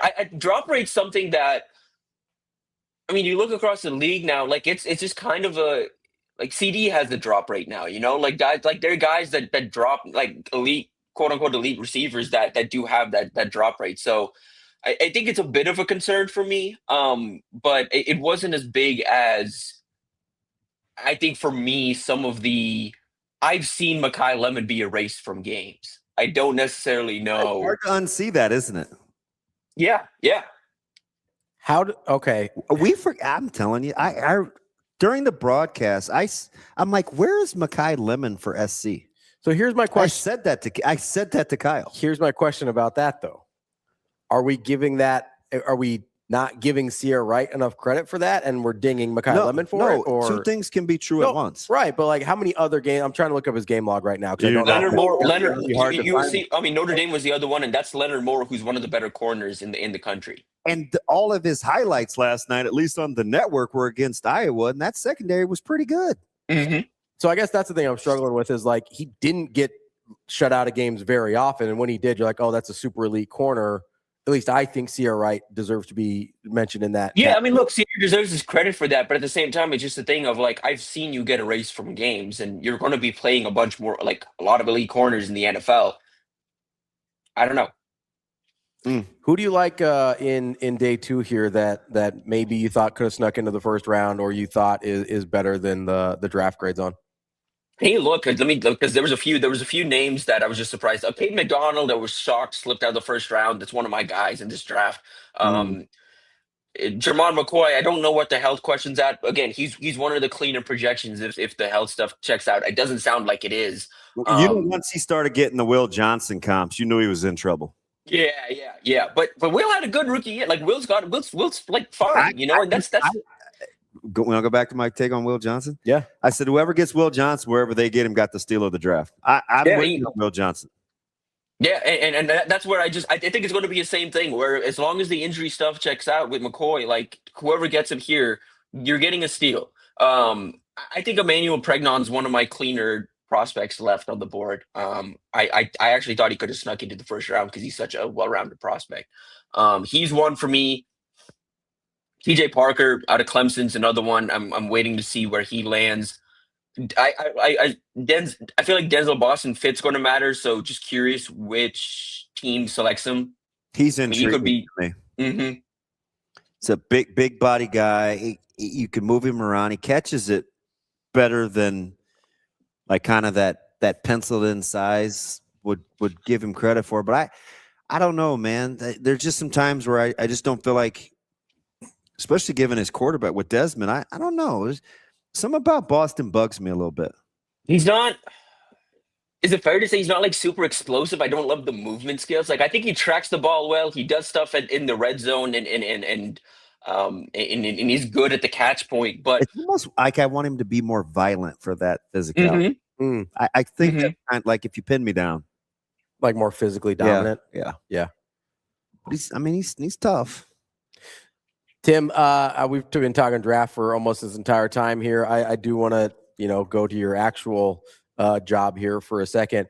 Where are we at with some Nebraska football recruiting? I know they've been working out some offers. I've seen you tweet out some offers they've had in the last week or so. What's been notable for you the last couple weeks? Yeah, a couple interesting things as of the last 2 weeks. Coaches are on the road, hitting the road hard. Corey Brown was down in the greater Houston area, went out to Spring Westfield to offer Antonio Underwood, a former Texas Tech commit, along the defensive line, since 6'3", 265 pounds. Versatile front defender, likely best fit, I think, in a 3-tech role once he grows a little bit, but could stick out at defensive end. They also went to go see 4-star defensive lineman Ezekiel Ayingbali out of Langham Creek. Both those guys, Nebraska would love a shot at. They've been working to get a shot at Ayingbali this offseason. But, battling Arizona State, battling Ohio State, LSU, Miami, Texas, a few programs in the mix. But his visit schedule is a bit in flux. He's trying to figure out where he wants to go for OVs. Nebraska pushing at this point, I think, could resonate. Could lead to an OV with Underwood. It's a new offer for him, but he told me he's got a good level of interest in the program. Doesn't have anything set up just yet, but working to get out to campus in the near future. And then they made a couple new wide receiver offers, which I thought was really interesting. They made one out to Jamar Taylor, a 3-star out of Wilmington, Delaware, and then one out to James Johnson, a rising athlete out of Belleville East in Illinois. Taylor's a 6'4" explosive pass catcher with some good track metrics, has a 38-inch vertical jump. Johnson's 6'3", seen an uptick of Power 4 offers. He's got two-way ability, but I think Nebraska's looking at him more as a wide receiver. And you had a new DB offer, which was really fascinating considering where that board's at in Evan Villa. And that just felt like a guy that this staff, I don't think it says anything about the DB board. I think the DB board's in a good spot. They have plenty of options. I just think Villa's a prospect that they evaluated and liked, and he's got some two-way ability as well. I do think he's better fit at DB. My read on the Villa offer is you can kind of get a sense they really wanted a Keyshawn Telfair type DB this cycle, like an explosive, versatile two-way kind of corner that is kind of has some sudden movements and is an elite mover. V is kind of like that. He's not the same. I think same caliber of player as Telfair, but the next tier below in terms of a potentially multi-phase type contributor. So that's been really interesting. Some of those new 2027 offers as of late. Again, those receiver offers, it's clear they're kind of looking for a bigger body to round out the group they currently have. They did go in home with Caden Howard, the speedster out of Miami Palmetto, hoping to keep him in the class because Kentucky's trying to flip him away. You have a few other programs, UCF closer to home, trying to flip him away. Louisville, West Virginia. There's a couple of schools, Minnesota as well. Just some programs still working to flip him away. So Nebraska trying to keep him in the boat. They've got Tay Ellis locked in. Now it's just trying to get that third wide receiver, and ideally it's a bigger body wrapped in. I don't think it's necessarily they need a big body as a third receiver, but because I think Matthew Gregory, a 4-star wide receiver they like, he's right around 6 foot, but he's a go up and get it type guy who can play outside of his frame. I don't think they necessarily need a big body, but you can see I think they want to add some size to that room and would like to, and with where they're at with Gregory, have some ground to make up with that recruitment, makes some sense to kind of backfill and expand the wide receiver board a little bit. D-line board's in an interesting place and makes sense to add a new offer to the board. We just need to see how some of these numbers shake out and how many of these D-line targets they can get to campus. It feels like odds are dropping with David Fuller-Runcho. I don't know how many elite defensive linemen that are going to have a true shot at this cycle, but they've set themselves up with a good floor of prospects. Errol DeMontignac, Xavion Meads, Waylon Wooten. There's a couple guys in there that are going to be pretty solid additions if they're able to close with them. I just wonder what type of splash is Corey Brown trying to make this cycle? Do you get the sense if Nebraska had their druthers with Shakopee, they go bigger body D-line than at the linebacking spot? Oh, I mean, I think if it was up to them, they'd love to pair those two together. I don't know what the odds are now of I don't think they'll get both. Yeah, I don't think they'll get both. Yeah, I don't know what the odds are of flipping Bletton, but they did get Ombadi to campus this week. It sounds like from an NIL things, they're going to be very competitive in that recruitment. They made a strong impression. Are now working to set up an official visit with him. He's another one. I mean, uh, has that been interesting to you, David? The type. They spent a lot of time with him too, which is you talking about his body. So we brought him up kind of on a humbug about a month or so ago when we were it's longer than that, 2 months ago when we were talking about D-line body types. Mm-hmm. Right? Like we were going through the variations of the body types, but they spent a ton of time with him this week. Yeah, that's a guy they'd love, but it's look the three. I mean they visited 2 4-star D-line, one 4-star D-lineman visited. They visited another, and then they made a new D-line offer. All 3 of those guys, right around 6'2" to 6'3", right between the 265 to 275 mark. Yeah. It makes sense, but it's not necessarily the profile I thought they would love. They would be going for when they got here. Like I thought the profile would be more of the 6'3", 6'4", 280 to 290 pound guys on the interior, but they seem to like these versatile like guys that are in that 265, 275 range. Where once they have in common though, sneaky arm length. Yeah, that's fair. They all do. Yeah, that's kind of a great equalizer to height. Yeah, and so that's been something that I think is interesting is that kind of focus on these 6'2", 6'3", squattier but athletic and violent, and again long. They all have some length to them. Long defensive linemen, and all of these guys. I think Ombadi is he's best. I think at 3-tech, right? That's what he's going to grow into at the next level. I think. I think Ezekiel can move around a little bit, but he's also potentially best fit there. And Antonio is another one I think is best fit in the 3-tech spot. I think Coach Brown likes guys that play like he did and played where he played. You're going to see a lot of those body types that they had in Iowa City. I really do, because he's really good 1v1, and I think he knows what I think he knows what it's supposed to look like. So I'm not sure.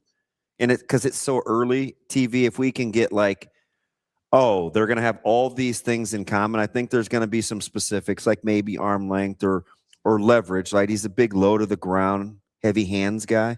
It's like he talks about it incessantly. But outside of that, we may get a little variance in the body types. Yeah, I'm hoping so. I mean, you already have a little bit of it, but within what's already in the room, what they're adding to the room. But yeah, I'm curious to see what the range looks like. Because okay, what's their big, like last cycle? Their big body, the one that he helped close on, was Dylan Berriman, 6'1" 330 pounds, big body. What might be their big body this cycle is Waylon Wooten, 6'1" 315 pounds, and plays differently. Doesn't play the same style, but Gets a little Stoutmeyer vibe. Mm-hmm. Yeah, he's more of a Stoudemire vibe. That's a good way to put it. Yeah. Let me get you out on this. We talk about Coach Barthel other than just the running back room, obviously in Chicago. Coach Rule mentioned kind of unsolicited how he's kind of opened up Chicago. Yeah, brought up Puma for Coach Barthel.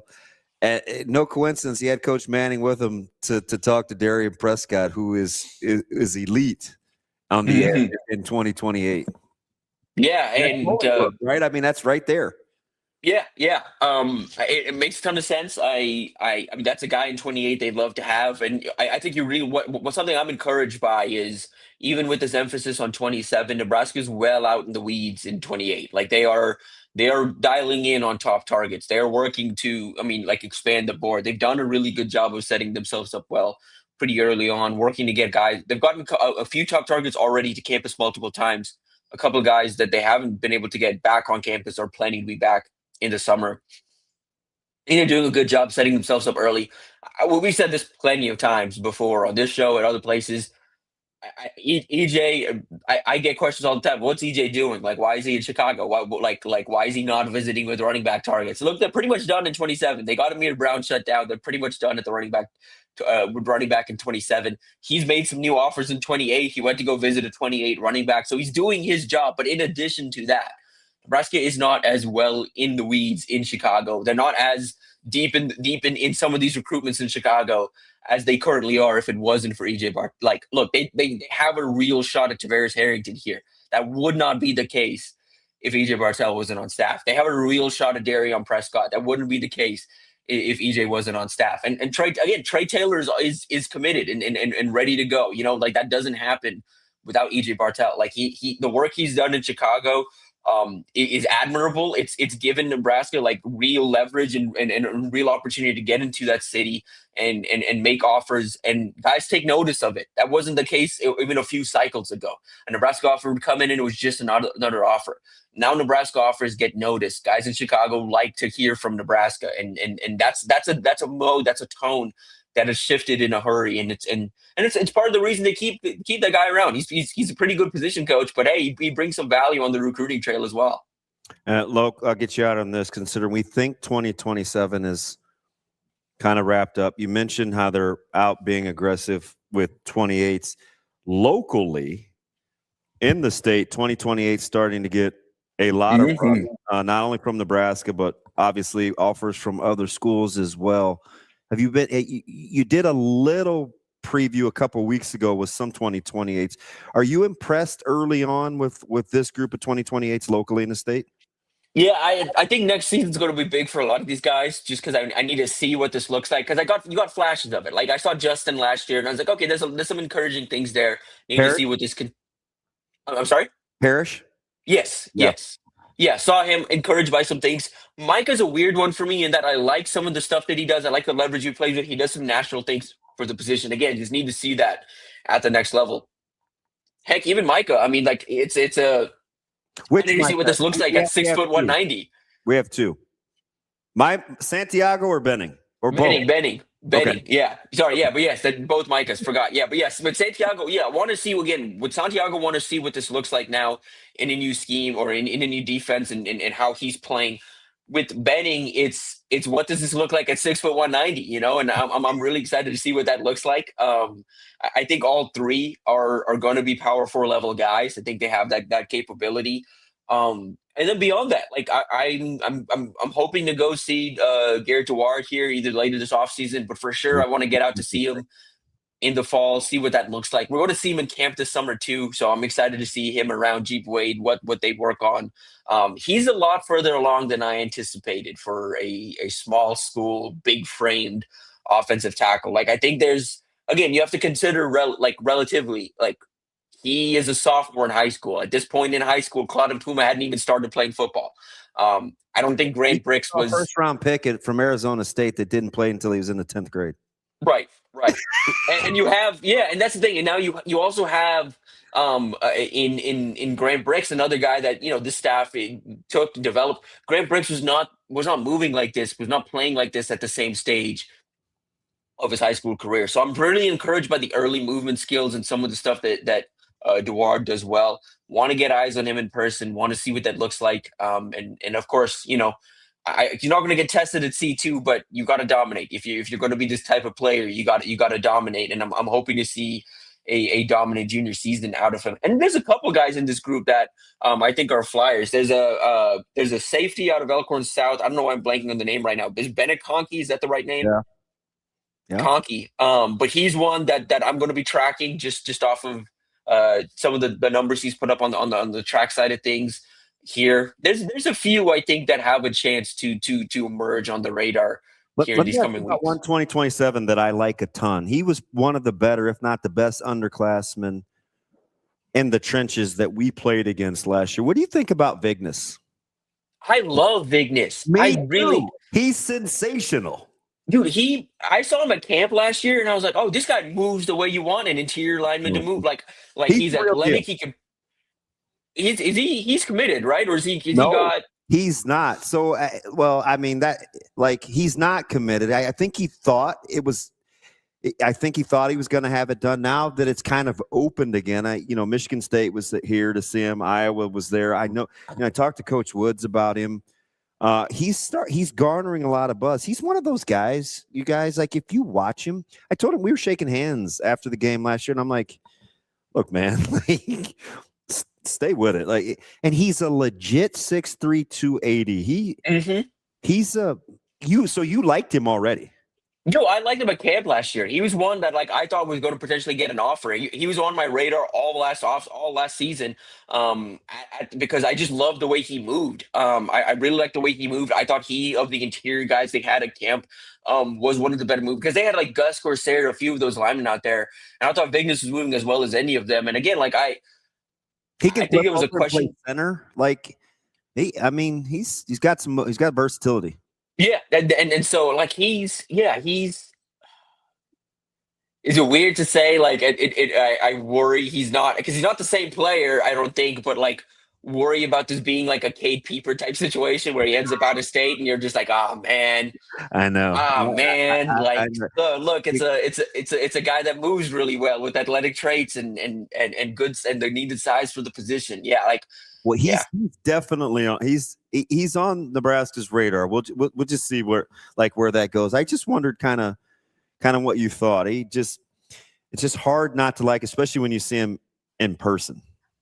Yeah, because I think he was smaller last summer too, right? He was right around, I think, 6'3", 265 or something, 270, and that was a question for me. And then I saw him in the fall and liked the way he had added to the frame.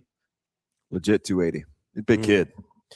That's Tim Verghese, Inside Nebraska. Tim, appreciate the time as always. Great pretty stuff. Thorough, buddy. That's I said we stretched your range quite a bit. We're doing NFL draft scouting all the way to 2028 in-state recruits. I love it. Goodness. Yeah, I love it. Love you. Yeah, been a pleasure. Y'all have a good weekend. All right, buddy. All right, that's Tim Verghese from Inside Nebraska. Great stuff there as always. We'll take a quick break. That's DBM Ravi, Lulla. Let's Hurrdat Sports Live.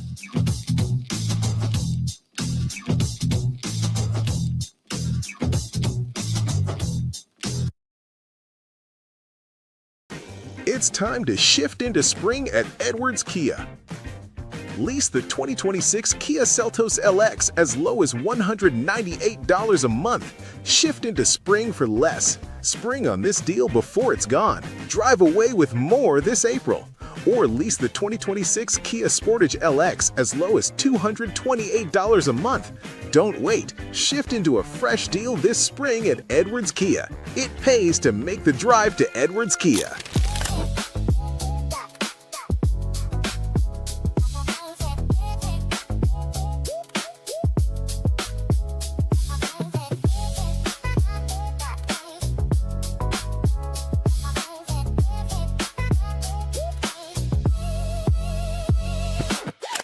Yeah, Thomas is great, honestly. I think he allows us to just go do not necessarily whatever we want to do, but kind of just go play our game and go figure it out ourselves, which is honestly great, instead of having, he could just tell us exactly what to do all the time, but he lets us go out and do whatever we want, which is just great. He has full trust in us all the time.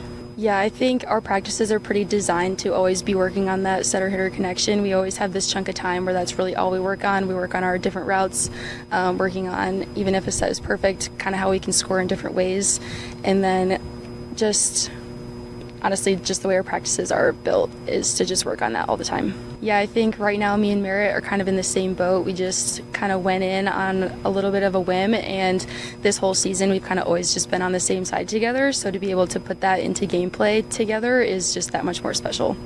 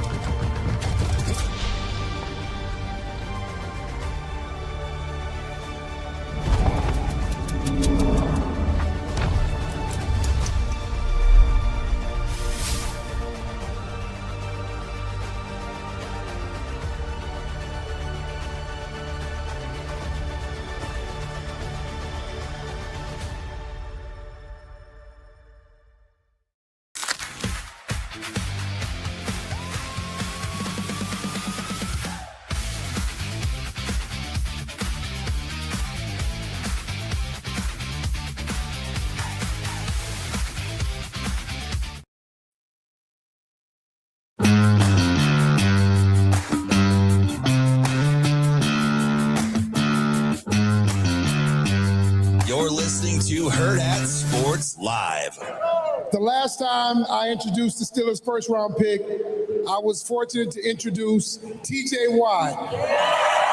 And with the 21st pick in the 2026 NFL Draft, the Pittsburgh Steelers select Max Ihanachor, tackle, Arizona State.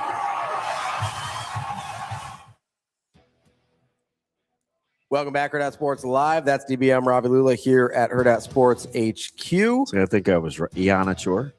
Yeah, I thought the CH might be soft though. Core. Chores. I don't know. I've heard multiple people say it different ways, so I have no idea. Maybe it'd be one of those things like A-Chain Travis, who after like 6 years in the league, he's like, hey, it's not ATN. Or it's like A-Chain. Mitch Ballock, who all of a sudden was like, yeah, it's not Ballock, it's Ballock. It's like, oh, so you're a senior now. You could have told us. Sometimes you just don't want to correct people. It's fine. It's true. I mean, people do the Ravi thing a lot. And I'm like, I don't care that much. It's whatever. Ravi. Shane would call you Robbie for years. It's like he didn't know you. He didn't call me Robbie. He like got the yips when he was on the phone with people, where he would say whenever he would talk to me, he'd say my name normal and fine and correct. And then as soon as he would try and pronounce my name for somebody on the phone, he couldn't say it right. You remember that? I just remember a lot of Robbies. There was a lot of that was before this show. Can I see that needle size? Yeah, just a second. Let me finish pulling this real quick. Oh, so that goes into the tube, not in. Yeah, this is not one. Yeah, because that's a.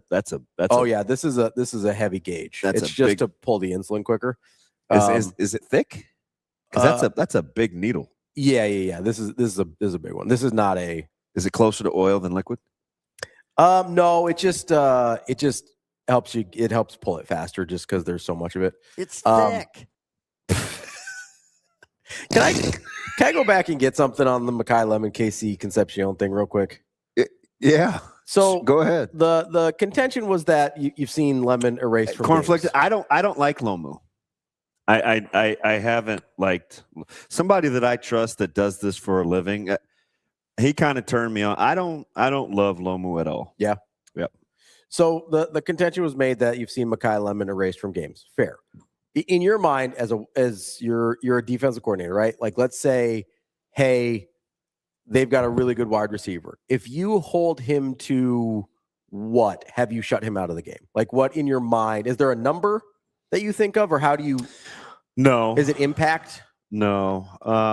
I mean, we've had games, it's like, well, hey, if Amarion only has X amount of targets. Sure. Or Jensen or Lofton, but it's more targets though. Yeah. Okay. Because it depends on what we're trying to do defensively. So that's going to be targets is going to be harder for me to tell based on stats. Yeah. I mean, because from what I can gather, and Stat Broadcast keeps track of it. Yeah, the targets. I don't even know. I don't even think Lemon was targeted. He probably didn't have more than 4 or 5 targets against Nebraska. No, he didn't. And that was, again, and this is why I go back to the Sierra Wright thing. That was a very common theme with Sierra Wright last year. People didn't throw at him very often. Yeah. And so. And that was after he's playing in the slot too. I'm going in and I'm looking at, okay.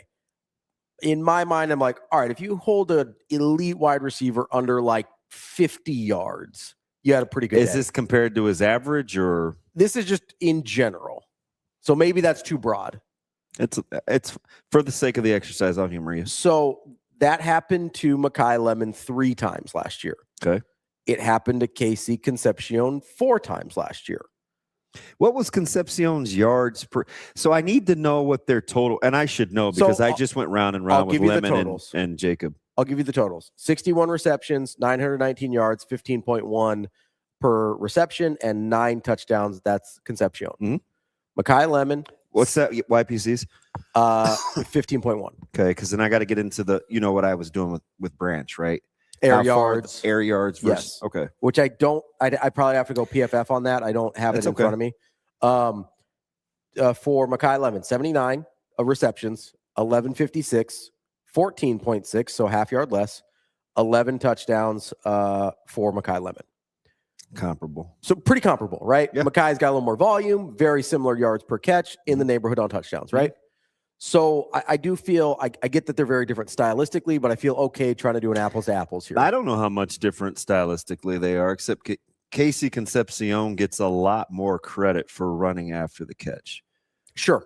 But I will tell you that the stat that I was giving you guys on Makai Lemon in college, the 3.13 yards per route, is elite.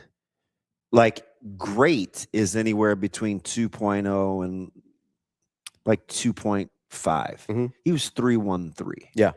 So, per route run, what Makai Lemon does, really good, is on an elite level, and that's in college. That 2.5 would be fantastic in the pros. Yeah.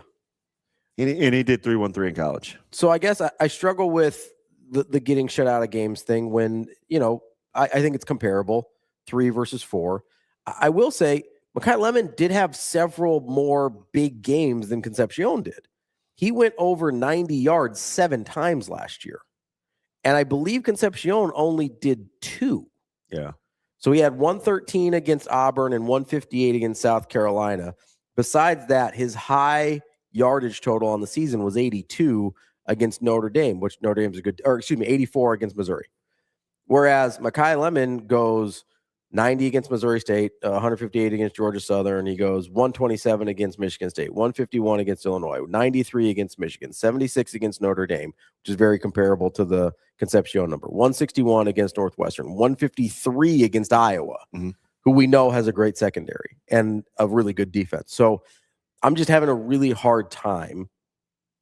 Like, I get when you see it up close, and I've had this before and I've admitted it to you, where it's like, hey, when I see it happen against Nebraska, because I watch those games 2 or 3 times, it really sticks with me. Then I have a hard time getting over it sometimes. I think, and plus you have a better gauge on what you think Nebraska's supposed to be. Yes, in reference point. Yeah, 100%. That's a great point. I also look at that and I go, I think we're overvaluing in terms of our critique on Lemon what happened against Nebraska, rather than saying, hey, Sierra Wright may be way better than we think. Way better than I pros. know that sticks. I get it. That sticks in my craw. I brought it up to Coach Rule. Because you think have liked Sierra Wright for a long time. I think his tape is really good. Yeah. I know he had the blown coverage against UCLA or whatever. Okay, that happens to literally every defensive back ever. That's just part of playing defensive back. I think his tape for most of the last year and a half, probably second half of his first year here and then all of last year, I think is really, really good tape. He's versatile too. He can play inside and outside, right? Sometimes guys can't play inside the hash. Sometimes guys can't move off of the exact thing that they do in the exact scheme that they do. And for his frame, he gives you a pretty good tackler too. Yeah, I get he's not super physically impressive, but that guy's a really good football player. And I think that had way more to do with Makai Lemon only having 18 yards against Nebraska. So is this coming from kind of the counter argument that Lemon is overvalued? That Lemon has been shut out of games. Because I'm just telling you, like Lemon statistically is really good. He was on another planet. I think we ding Lemon too much for what happened against Nebraska, and we don't give Sierra Wright enough credit for what he did against Makai Lemon. That's the argument I would make. Well, but I will tell you this. But I'm a big Makai Lemon guy too, so I'm biased. Getting there. Concepcion at 24, that's good value. Like that's not. But I think getting Lemon at 20 is also crazy value. You know, like that's a mid first round guy. Yeah, I'll have to live with the fact that he was on the phone with Pittsburgh. Yeah, I mean that's going to bother you. He's really good. So, well, now I hope he's not, because he's in the other. He's in the bad. He's in the bad part of the Keystone State. And there's I wish we had gotten to this with Tim, but like I wanted to ask him kind of the teams he gives the benefit of the doubt to, in terms of if they draft a guy, because Philly's definitely one of them, right? We do it more with defense. Right? Like if they draft a defensive lineman or frankly, offensive lineman too, we're kind of like, crap. Right? Like it's sort of Ravens, I feel like, maybe not as much recently, but historically, if the Ravens do something, we're like, oh God, not again. Right? Like I don't necessarily put the Rams in that category. Maybe I should. You should. They draft exceptionally well. Fair enough. They draft exceptionally well. As soon as I saw it was Philadelphia moving up to get Makai Lemon, I was like, I'm right about Makai Lemon. So that's how I felt, at least. DJ asked which quarterback does he think is the next to come off the list. It's got to be Nussmeier, right? Yeah, although there is, and this was probably Nussmeier, Beck. This was a Todd McShay thing, and obviously the Tom Pelissaro thing that we talked about, where like it seems like there's a. You'd go Beck Nussmeier. I don't know if I would, but it seems like there are teams that are high on Beck. I hear higher on Beck than Nussmeier. So, did you hear the specifics? I know you obviously did because you listened to the interview. Mm-hmm. It was his elite process. Yeah, I think they call him a football beautiful mind. Yeah, right. So that as a guy that watches Brock Purdy every Sunday, that's the only good thing. He was the beautiful mind of college of quarterbacks. But he's also like physically, I get he doesn't have crazy arm talent, but physically he looks like most people would want him to. Pre-injury, really good. He was. Yeah, but his elbow blew up, like it literally exploded. Right. And ironically, I think he had the same injury and still good arm talent. Yeah. Ironically, I think he had the exact same injury that Brock Purdy did with the elbow. I think it's interesting that you kind of honked for him for a while, especially when you drafted him in our quarterback draft. But when I liked him, and I got off, so I'm not still like as animate. But I have a thing for Georgia. You didn't think he was very clutch. So I do wonder about some of his decision making in late game moments. He did put together the big drive against Indiana to get him back in. It was 100%. a big boy. That's a big boy drive. 100%. And I've been the guy that's really appreciated his resolve in terms of bouncing back from his mistakes, which is important. Like, you're going to make mistakes. You have to be able to bounce back from that. I wish he didn't make as many sometimes. Yeah. But there are times where I sit there and I go, I don't totally trust his decision making late. And I don't know if that's an anecdotal thing with me having seen a couple bad situations or if it's an actual problem. But my thing with Beck is overall, he is just a guy that has been highly productive against really good competition and won a ton. But it seems like we just know too much about him. So we're like, eh. Yeah, that's Klubnik. Might be Drew Aller. Although Drew Aller's workouts, I think, were better than people thought. I mean, I expected him to have 5-star coming out. I expected him to have great workouts. It's the actual football part that concerns me. You keep saying that, and I would have to argue. I was like, dude, this guy was like 22-3 touchdowns to interceptions. You're like, yeah, but he threw the ball 5 yards. I'm like, he was that one year. I don't think he's been good enough given his talent for me to like, yeah, you're going to take a flyer on him in like the 3rd or 4th round because there is a certain level of talent there. So that's Nussmeier, that's Beck, that's Klubnik. Yeah. That's Aller, that's Taylor Green. I don't love Cole Payton. I don't love Klubnik. I don't either. I think I'm out on Klubnik. Out of all those guys you just mentioned. But everybody apparently had a brain fart for Clemson. I think if you give me all of those guys, I take Klubnik last out of that group. We'll see. And probably Aller second to last. I'm taking Payton before both of them. And I might take Payton before Taylor Green. I don't know what to do with Taylor Green yet. Well, if you're basing it on athleticism, you got to take Green. Right, but I mean, I'm not basing it off athleticism because generally that's not the skill set that translates best to quarterback. That's a good point. You know what I mean? And it's not like Cole Payton's a bad athlete either. So no, pretty damn good. Pretty good. Let's take a quick break. That's DB. I'm Ravi Lulla. We've got Mike Sautter coming up next year from Hurrdat Sports and NebPreps. It's time to shift into spring at Edwards Kia. Lease the 2026 Kia Seltos LX as low as $198 a month. Shift into spring for less. Spring on this deal before it's gone. Drive away with more this April. Or lease the 2026 Kia Sportage LX as low as $228 a month. Don't wait. Shift into a fresh deal this spring at Edwards Kia. It pays to make the drive to Edwards Kia.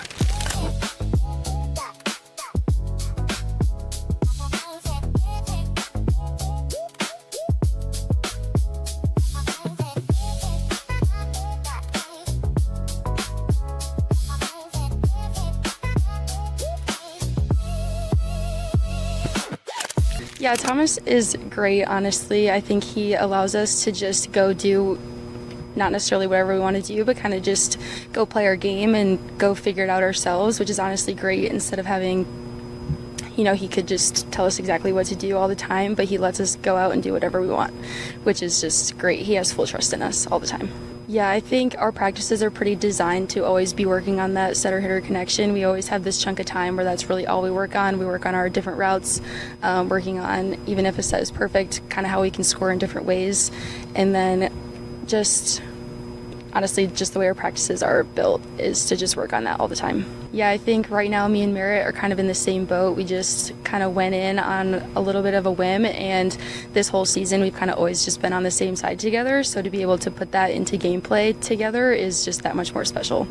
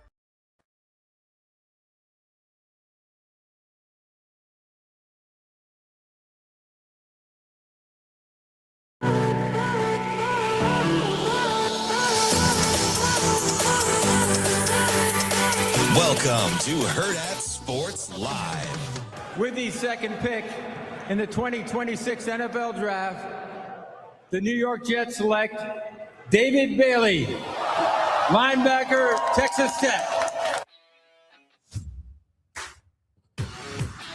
Welcome back, Hurrdat Sports Live, presented by NextGen Male Medical. That's DBM Ravi Lulla here at Hurrdat Sports HQ. We are joined now by Mike Sautter from Hurrdat Sports and NebPreps, wearing his JETS Jets shirt. What's going on, Mike? How we doing?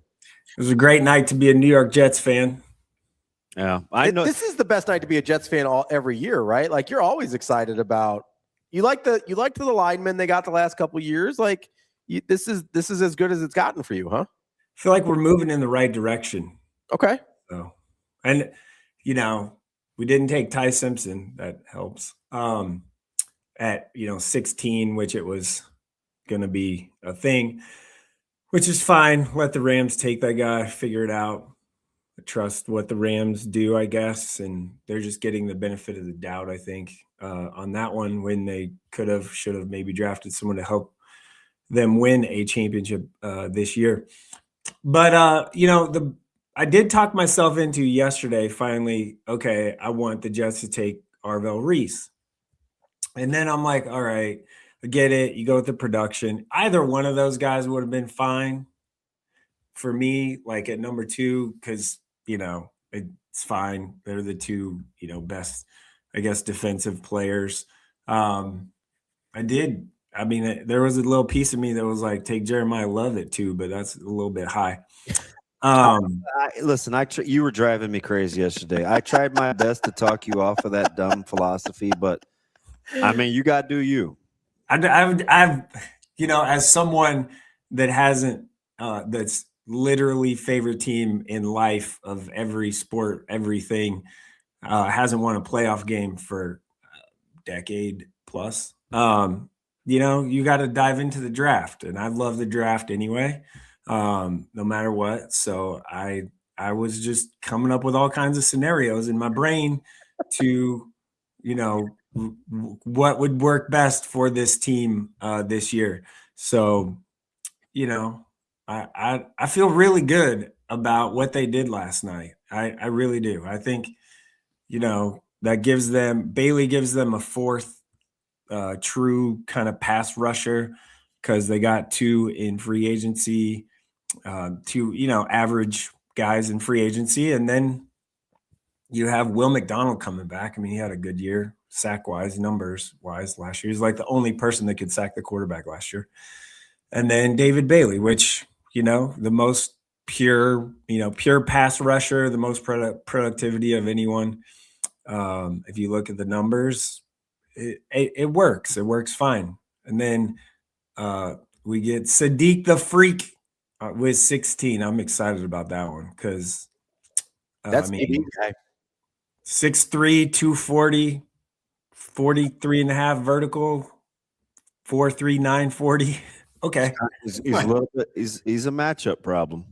Yeah, and so I followed Jets people and writers and stuff, and I was looking at comments, and fans were freaking out because they didn't take Mekhi Lemon, but I hope fans realize you can use Sadiq as a slot receiver type, like in a Travis Kelce vein. Can use him that way. So I'm really cool with that. And I talked myself into liking Omar Cooper at 16 for the Jets. And then they move up to get him late in the first round last night, which love that. Another yard after catch guy. So I'll be curious to see if he brings that with him. Yeah. I mean, he's kind of a little-ish guy, but it gives them 2 more weapons. 5 or whatever we'll see. It just gives them 2 more weapons to go with Garrett Wilson and Breece Hall. I mean, if you look at the kind of outside of Geno Smith, quarterbacking, their offensive line's pretty good anyway. The 2 tackles they drafted were very good. And now you have, especially if you're healthy, that offense, as Tim said, he's the Jets could have a nice little fun offense if you look at it on paper. Yeah, think about AD Mitchell is like the outside burner guy they got in a trade last year. Yeah, I don't know if he can actually catch the football, but he can run. I watched a lot of balls bounce off his helmet in college, and I was like, stop throwing to that guy. He's fast. So you have, Cooper, Sadiq, and Mason Taylor they drafted in the second round last year is a good tight end. And then Garrett Wilson, can't forget about G-Man. So who do you need Geno to be? He just seems like he's like a 32 and 18 guy. It's fine. Is it?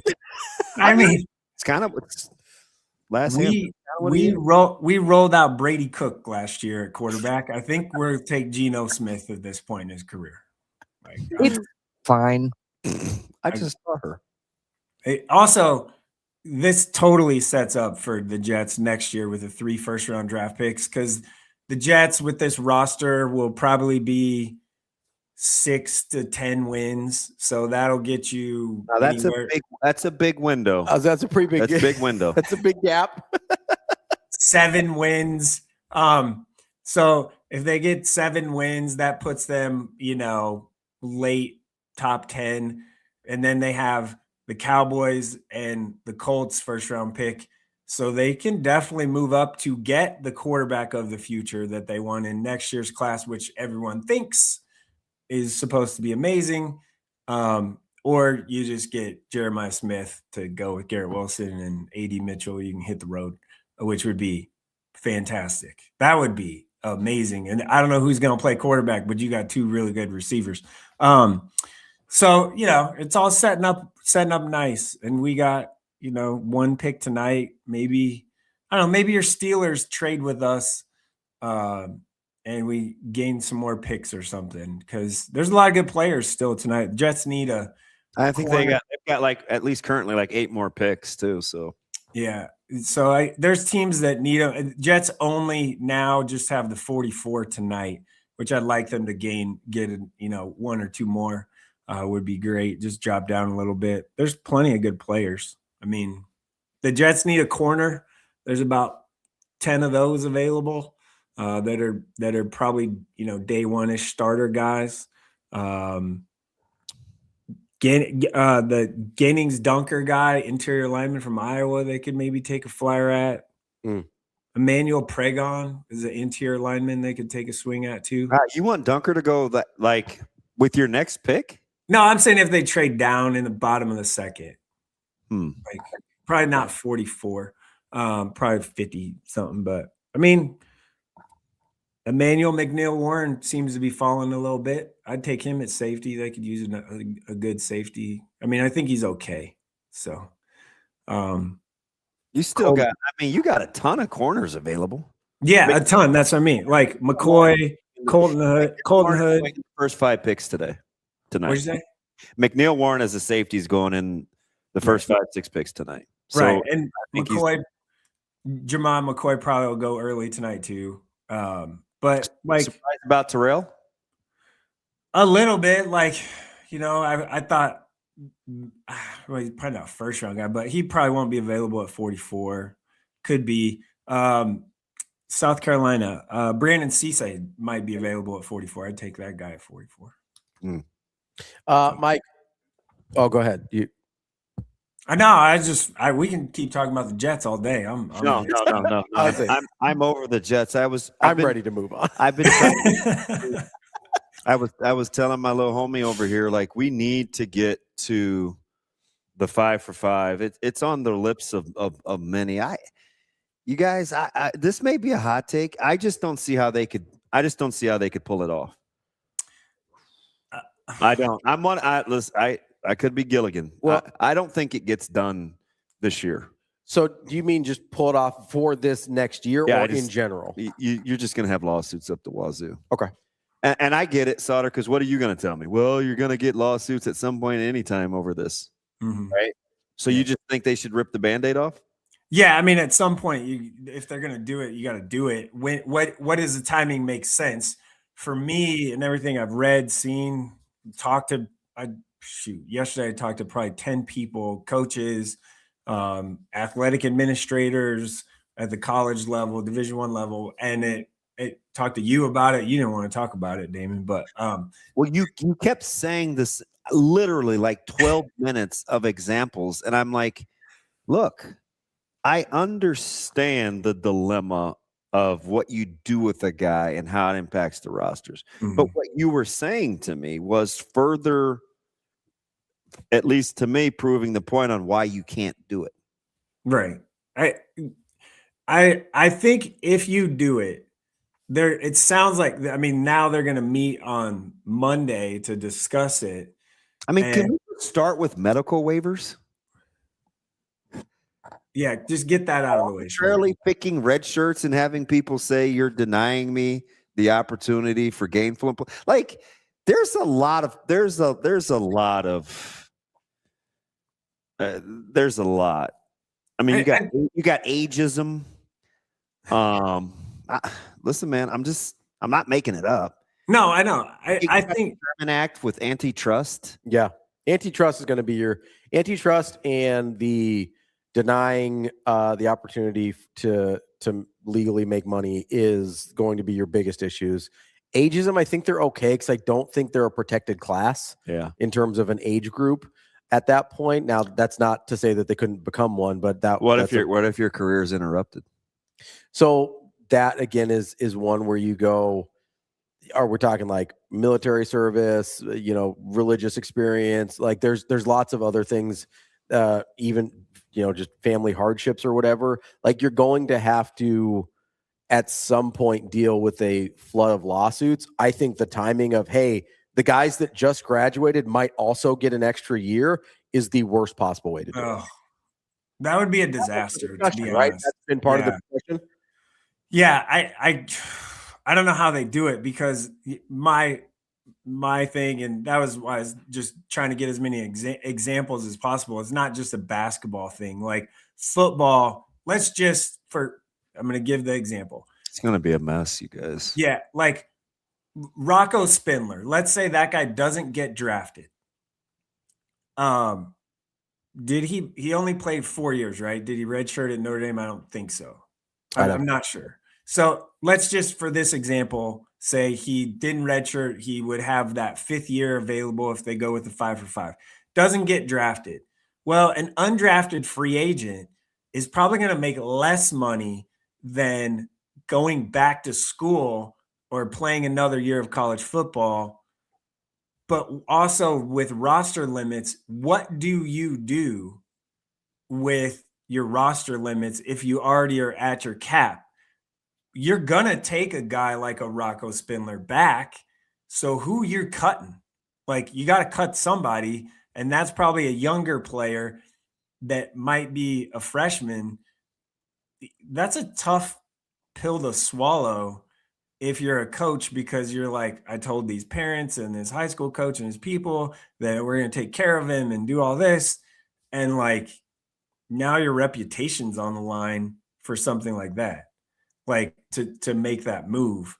So, and you have like, who was it? It was just Leonard. It was Riley Leonard. Yep. And Will Howard. Oh, yeah.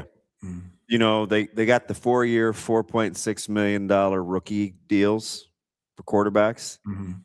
and said they took a pay cut post college. Right. Yeah. Right. So you're clearly going to have guys that don't get drafted that still could have a 5th year. Right. Come back.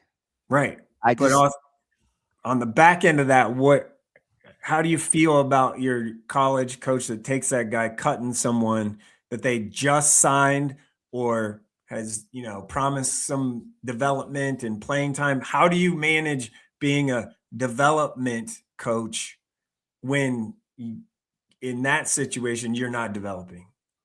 Like, you're just taking the older guy because they're experienced or whatever. So your development pitch kind of goes out the window.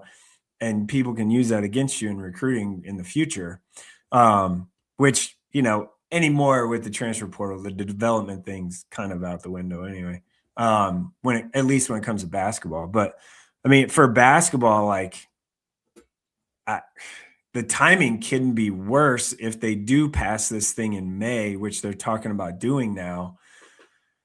Like, if people don't have roster spots open anymore, which schools – at this point there's a lot of schools that have just pumped the brakes, just hard break. Where you're going to spend your NIL.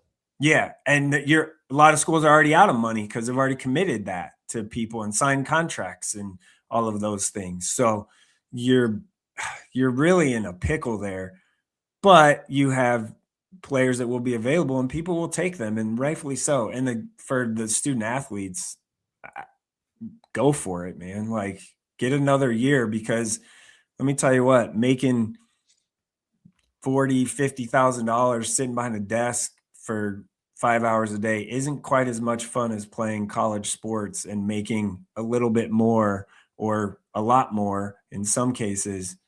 Like, go do that. Don't start your career, that soon, because, make more money doing something you love doing. I don't blame people for that at all. It's just, I think if they do it, they should do it. The whole grandfathered in thing, I think, as I've read it, and I've read multiple articles on it, I don't think it's going to be retroactive. I think that's going to be going forward, where like the people that have signed letters of intent for starting next year or whatever, that is what it should do. And everyone I've talked to said a lot. Well, it's 50-50, I guess. People are like, yeah, they should do it in September or October, make that decision, because by then football seasons have started and already done all this stuff. Like, they're already through practices and everything, games.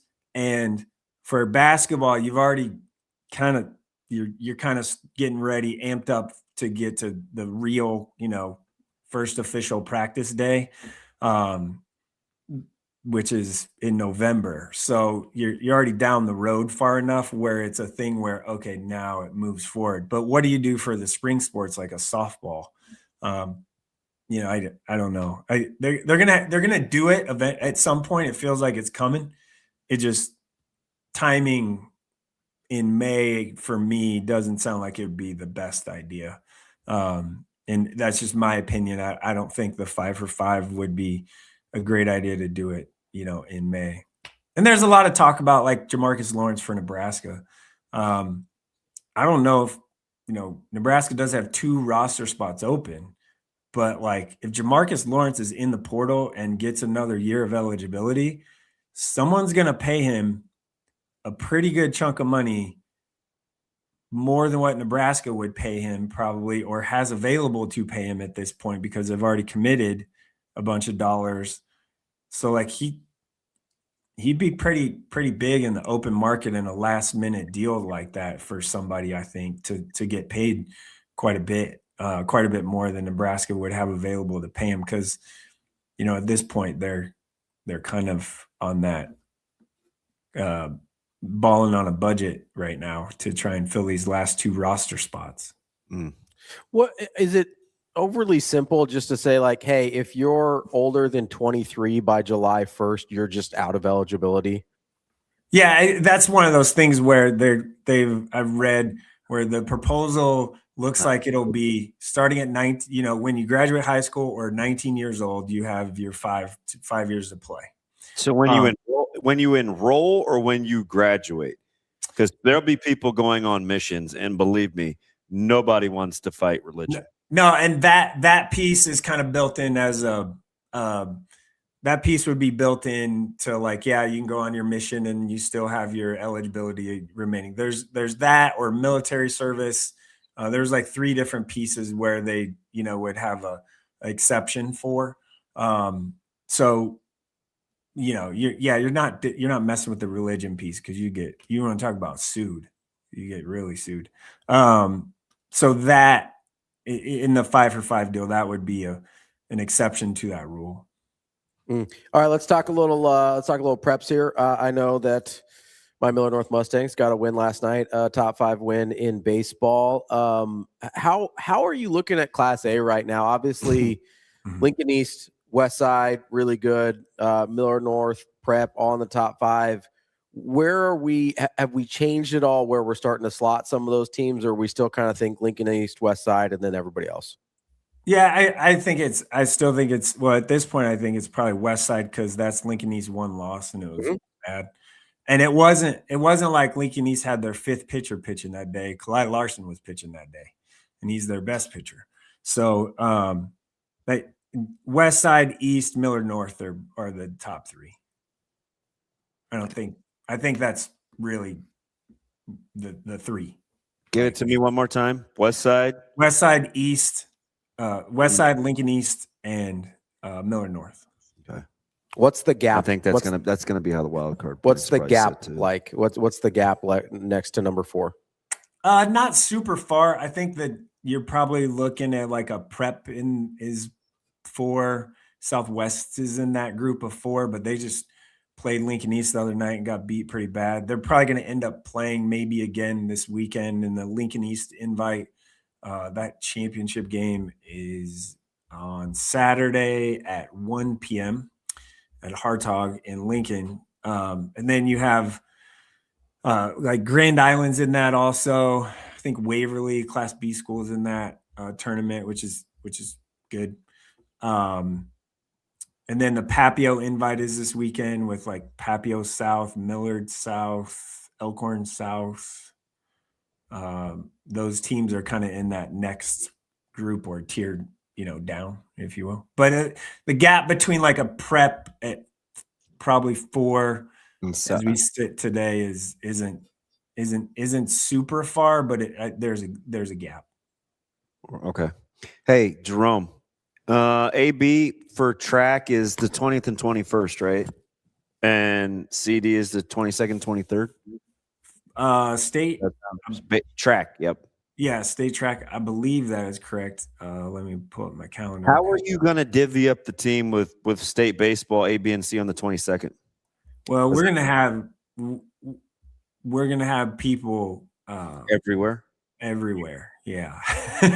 You got got Fricky, you've got Warner, you've got Papio La Vista South, and then you've got track split days too. Yeah, you have so Christian is our track guy. So Christian will handle track. We'll probably have one or two other people at track to help him out. And then I'll probably do baseball for the semis or obviously the baseball finals. But then you have state soccer right before that too. So for 8 days. So we will have that's why we have an army of people to get it all taken care of and done. So yeah, 20th and 21st for Class A, 22nd, 23rd for. What color is our army? We can't really use red army. Like, what color is your infantry? Well, I think the NebPreps branding is that really great blue and yellow colors. Yeah, the Navy. Okay. Yeah, Navy. So maybe we're a Navy more than an Army. Yeah, we're a Navy. There you go. That's a better. Yep. The Navy of NebPreps people will be out and about for sure. So now I got to get Jacob to do something in the spring here. So like, hey, you know what? He'd be all in on Skylar soccer. Yeah. Like I think we should put him on Skylar soccer. I mean, they're 1 and B. He's on soccer watch. Yeah. Didn't they just have their winning streak snap though? He would love the soccer beat. He's been busy. Southwest girls soccer in A. Yeah.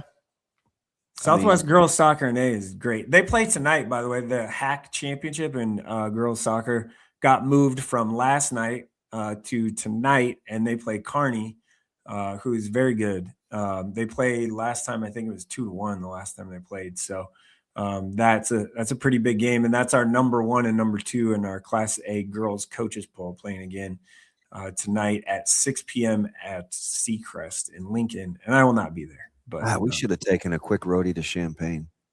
Yeah, why is that? Watch baseball. Oh, it's never too late. We got time. Go see your boy Evian. We would still make the first pitch.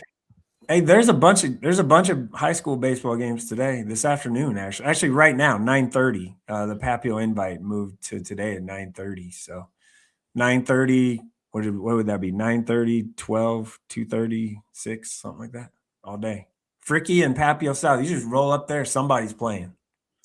We love a little day baseball. I spent an inordinate amount of time at Fricky last year too, so I would probably migrate towards Papio South this year. Hey, also Fricky, if no one has been there yet, like if you haven't been there since they redid it, 2 years ago, it's great. I thought it was an amazing complex. I still can't see the scoreboard that great, but that might have more to do with me. No, it's kind of out there, and it's the older one. It's hard to see. You can put those readers on. I know, right? And Ravi put the lenses back in my beat around ones, but I thought it was fantastic. Yeah, I watched a ton of Central City and Malcolm out there. I think I was there 3 days. And it was really nice. Is Fricky the one out there by Halleck? No, it's off of like First Street in downtown Papio. Yeah. Okay. Fricky's downtown Papio. Yep. Yeah. I was there like 2 weeks ago. From like Sauced. Isn't that Halleck Park though? Isn't that the name of the whole park? Across the street, I think it is Halleck. Oh, okay. Yeah. That's a nice park.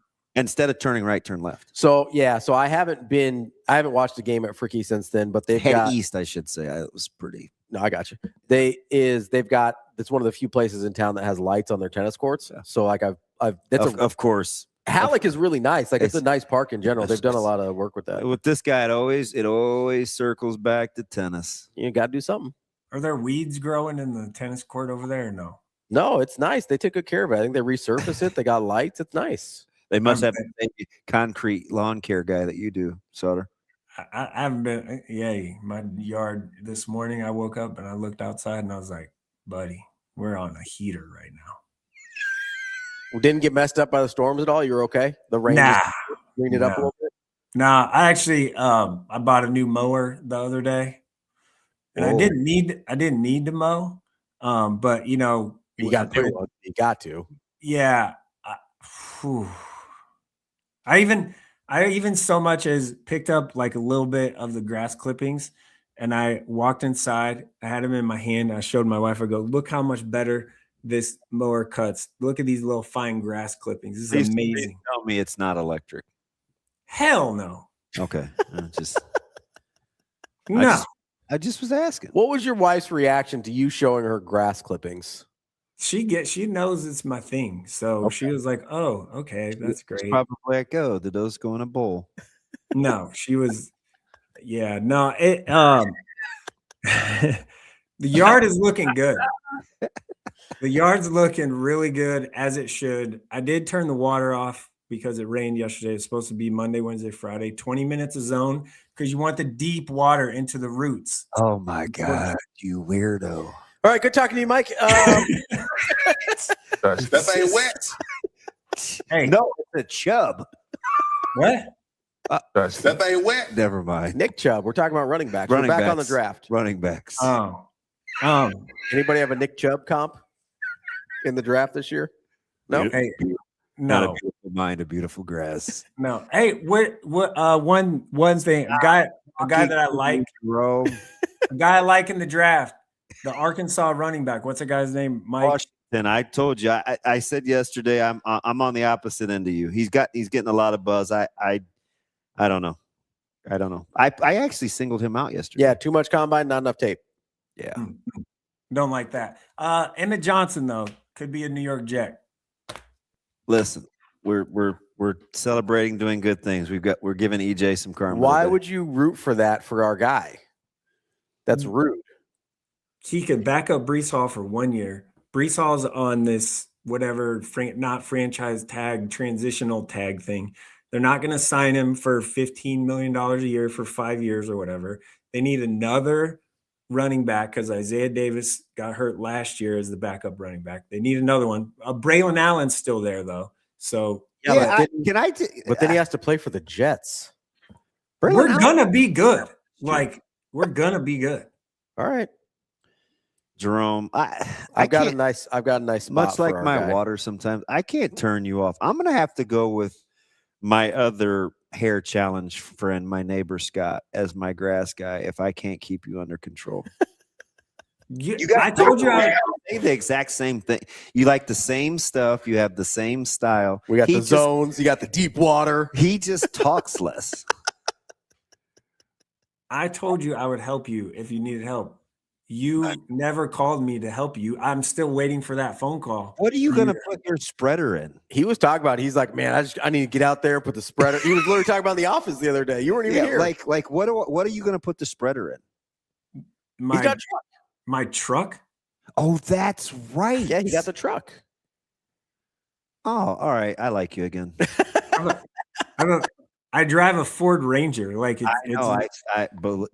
I know all about your car deal. Yeah. All right, Mike. Have a good weekend. God damn. All right. Hey, go talk to the wall. Hey, go touch some grass. He's gonna cuss at me.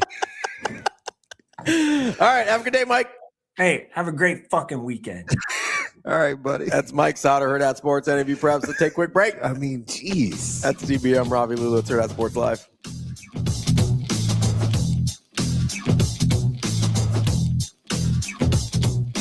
It's time to shift into spring at Edwards Kia. Lease the 2026 Kia Seltos LX as low as $198 a month. Shift into spring for less. Spring on this deal before it's gone. Drive away with more this April. Or lease the 2026 Kia Sportage LX as low as $228 a month. Don't wait. Shift into a fresh deal this spring at Edwards Kia. It pays to make the drive to Edwards Kia.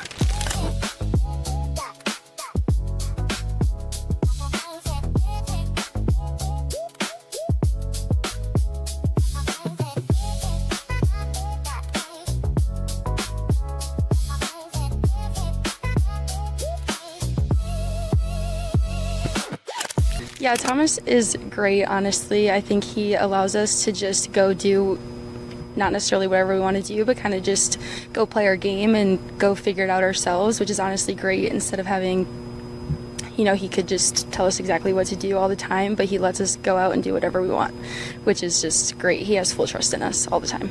Yeah, I think our practices are pretty designed to always be working on that setter-hitter connection. We always have this chunk of time where that's really all we work on. We work on our different routes, working on, even if a set is perfect, kind of how we can score in different ways. And then just, honestly, just the way our practices are built is to just work on that all the time. Yeah, I think right now me and Merritt are kind of in the same boat. We just kind of went in on a little bit of a whim, and this whole season we've kind of always just been on the same side together. So to be able to put that into gameplay together is just that much more special.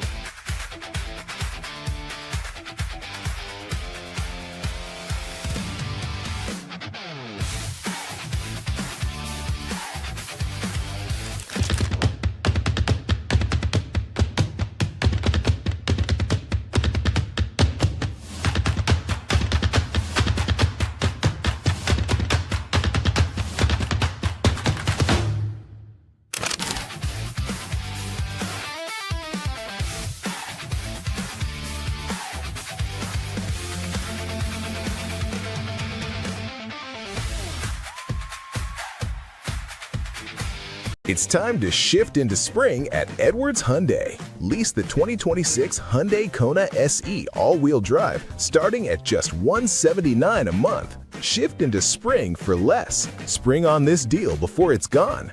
Drive away with more this April or save up to $7,000 off MSRP on the 2026 Hyundai Palisade XRT Pro. Don't wait. Shift into a fresh deal this spring at Edwards Hyundai.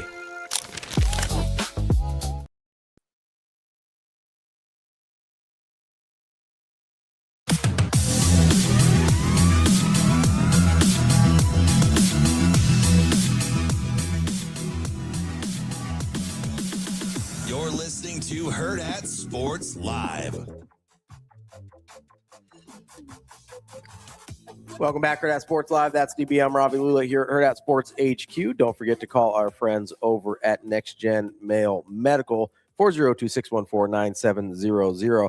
I got to see, I got up here in a second ago to go out and go to the bathroom during the break. I was a little, getting up, I was a little creaky. I made fun of you. I felt bad because Lord knows I shouldn't be making fun of anybody's. I was a little rickety, as I think would be kinesthetics. It takes a little while. I need to see if they've got something that maybe loosens up the joints a little bit without having to. I finally got my new batch of 157. Oh, yesterday. good. Get that quad fixed up. Let's go. Yeah, I wanted to put it right in there. Yeah, but I didn't. Why didn't you? Because I don't know about the whole thigh quad shots. I get the bunda and tummy. Am I just looking for fat? Yeah, I do thigh shots all the time. Yeah, it's a little. Anything subcutaneous is good to go. Yeah, can I finish? Yeah, sorry. So, you don't have to film my leg, but there's not a lot extra going on. No, I got you. So I don't really want to be like, oh, it's tender. You just got to pinch. Just got pinched up. Well, no. By the way, yep, had Danielle in full bloom yesterday. I'm talking bad about you. But I'm kind of afraid. I like her. Of course you do. You're the same person. It's the same person. It's almost like you attract a certain type of person in your life, DB. Yeah, whatever. You can miss me with that. I would miss you. Be like, hey, DB, where you go? Yeah, I walked in and she said, can't be eating 22-ounce steaks in one sitting. I was like, who told? I think they might listen to the show. I only text that to Nick. Oh, well, he definitely told on you then. She's like, we'll get the stuff ready. It's like, geez. Can I tell my version of it? I did blame it on the salt. Did you? Yeah, I'm sure it had a lot of. Did I dry brine it? No, I mean, I'm sure. And I scraped the salt off, but it it absorbs the infuses. motion. Yeah, It your absorbs sodium the- content on that would have been pretty high. Yeah. I'd worry about more than that than the 20 milligrams in your little cream soda over here. So I just, for laughs and giggles, cracked one of these open. Yeah. Yeah, it's exactly what you say. It is wet powder, if there is such a thing. Oh, by the way, I don't know if I know only like 3 people that work here listen to the show, but the protein pops in the fridge are open game. That's the first time I pulled the fridge open and not the freezer. Yeah. It's giving me office microwave vibes. Get that thing cleaned up. And how old is that tuna that's in the plastic container? That's gotta be Austin's. Yeah, get throw that away. He's the only one microwaving tuna in this office. He brought it. He paid for that. He actually bought tuna salad. It has a sticker on it. Oh no! Why don't you just make it?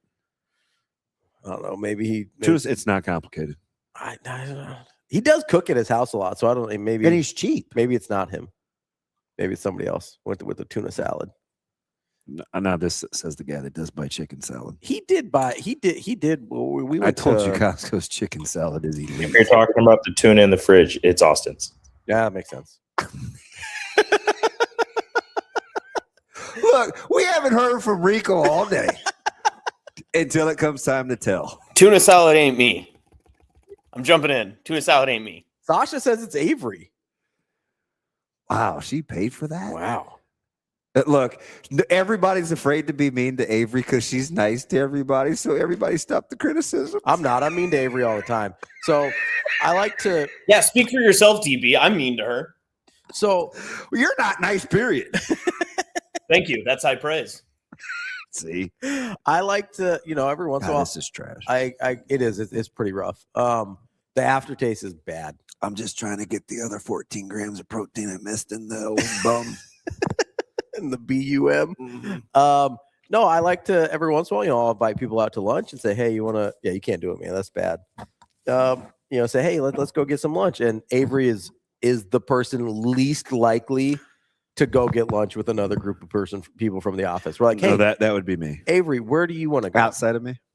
Well, yes. Yeah, because I'm almost never going. I know. You never like hanging out with us. That's too many people. Just out and about? Yeah, like you just like one person or two. We'd be like, hey, DB, let's go get some lunch. I'd say who's us? Or who's in the crew? Like you get like 4 or 5 or 6. Like you, me, Austin, and Rico. Let's go get some lunch.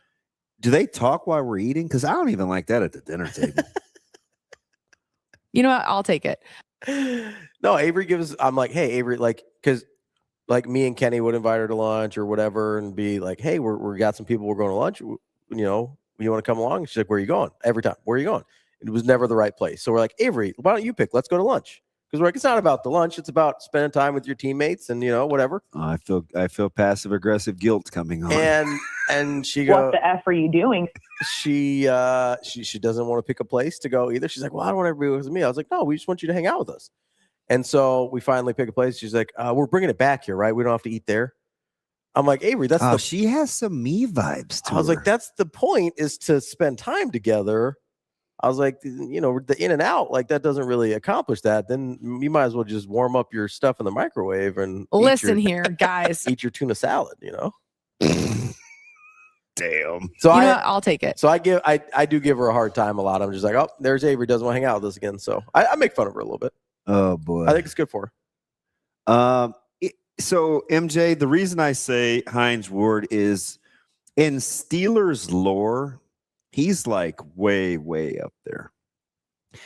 I lack objectivity because Hines Ward was not very nice on his recruiting visit. So that's kind of what I remember. And this is dumb, but it's a total Damon thing. Yeah. He didn't fit my eye aesthetically. Like I love I want one of him on the Steelers offense. Remember I was talking about toughness? Yeah, absolutely. You want a tough guy. I want a couple more tough guys on the offense, but like his lore, he's legendary in the pantheon of how we feel about Steelers. Yeah. I'm just like, Were you by the way, were you happy with the guys that they brought out last night? Yeah, I like everybody. I don't dislike Ward.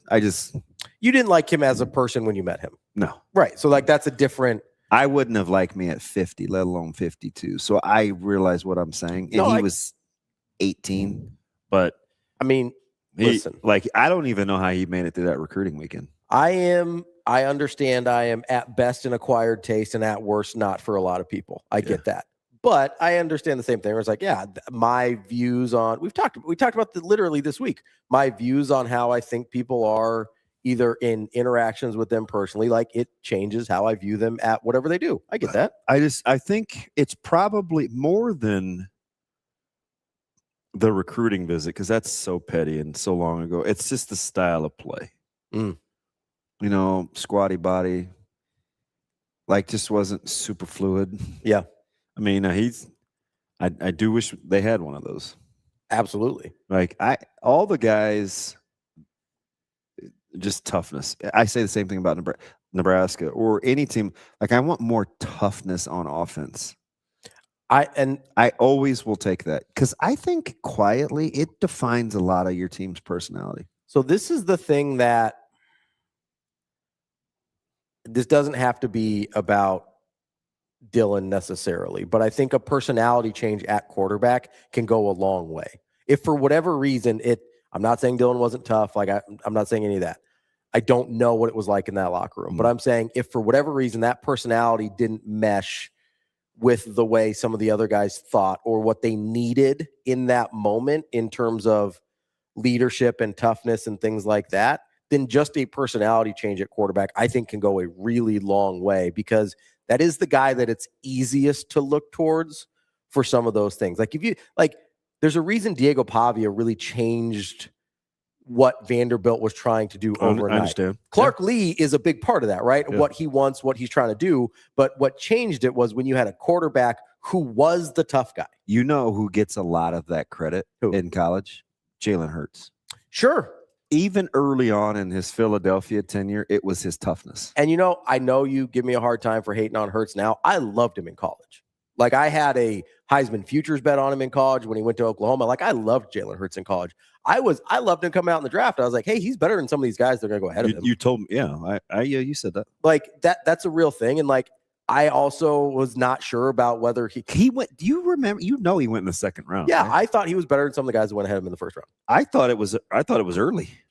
Fair. I remember, there's no revisionism. I'll eat it. I'm just second round. Was he going to be a gadget guy? I thought he did I thought at his year in Oklahoma, Lincoln Riley did a really good job with him in turning him into a more pro-ready passer than he was at Alabama. Dude, read Amazing Daniel's quote. So he immediately got into it with T-Phrase over the Florida Georgia thing and all-purpose quarterbacks. Yeah, immediately. I think that was Friday night. Amazing Daniel says you can tell Ward is an a-hole when you watched him play. Why did you censor yourself? I don't know. Say it at 10:01. You'll say it to me. I think his grit infected the locker room on the field in a good way. I agree. I think that can happen. I think that's what happened with Diego Pavia. That dude's a grinder. He came up through JUCO and New Mexico State and everything. That dude is a grinder. Mm-hmm. You've got certain guys and maybe it is a lot how you come up, right? Hey, I was a quarterback. Now I have to move to wide receiver. Nobody believed in me, whatever. Right? Even if it's manufactured in your own brain. Even right? with the great Signetti, we liked Rourke because we thought he was tough, playing on half an ACL. Yeah, and Mendoza was like, oh my God, this guy! Look at the run, he's great. He's he makes. I get it. I think that goes a long way, and I think that when you've got certain guys that are super hold on, yeah, who cosplays? I don't know why I think that's a funny term. That's a Raiola reference. Cosplaying as Mahomes. That's what he's talking about. Oh God. That's the reference he's making. I'm not saying it. Okay, I don't. I do think though, keep watering the if bamboo. you're gonna use, I thought I drove by him yesterday on my way back from Lincoln. Who, Dylan? Speaking of, no, I thought Donnie. Oh, Donnie, yeah. Keep watering the bamboo. Look, dead like him. And he was in a Jeep, and it had Wisconsin plates, and I didn't want to stare. Yeah, and you can't drive even with somebody on the interstate. No, it's too because it's creepy. And I was like, wait, did he come back and get some stuff? Is he Listen, I've been I like Donnie. I liked Donnie. I do too. I thought I it's more than I like. I thought his personality was good for that staff. I think that he was better at his job than people realize. I also understand that I do believe Jeep Wade's a clear upgrade, so I'm not like crying over spilt milk here. I miss him. But there's like, I think Donnie's good at his job. Yep. Like that's a guy that I'll die on that hill. I don't know why I'm a child and I laugh. We were supposed to be talking about Emmett Johnson. Yeah, we were. And we didn't even get to it. We still got time. We got like 10 minutes left. I will say. Why do I not know what time it is? Real quick on the quarterback toughness thing. I do think a lot of really highly touted guys, and this isn't just about Dylan. I think it's very difficult, especially guys that aren't runners. Because I think if you're a running quarterback, you're gonna get hit. I do think there's a certain amount of toughness you have to have. Yeah. I think Justin Herbert is tough, and I don't think that's an attribute you'd give him. I think Herbert is exceptionally tough. I wouldn't fight you on that, but I don't think that's the first thing that comes to a lot of people's minds with him. Yeah. I think even like a guy like Johnny Manziel, who obviously did not work out in the NFL. The guy that was only good because he had Mike Evans? Not only good. I think he only won the Heisman because he had Mike Evans. God, but you corrected me on that. I looked up the stats, and his production was much more like I was anecdotally remembering things. I admitted that. That's a dumb thing to almost lose my mind about, but I almost lost my mind. Listen, you love Johnny Football. That's fine. That's not true either. Biggest fan of Johnny Football. He's everything you want in a football player. Come on, man. I do think he's unbelievably tough, and he was grimy because he came up a certain way. Like he was a 3-star. Nobody really wanted him. Like he was like there's a toughness that he went a whole different direction with it, with the attitude and the arrogance and things like that. But I do think there was especially that first year before everything kind of like he got really big really fast. And I think that was too much for him. Let me ask you something. Go ahead. Of the top 5 quarterbacks in the NFL. Okay.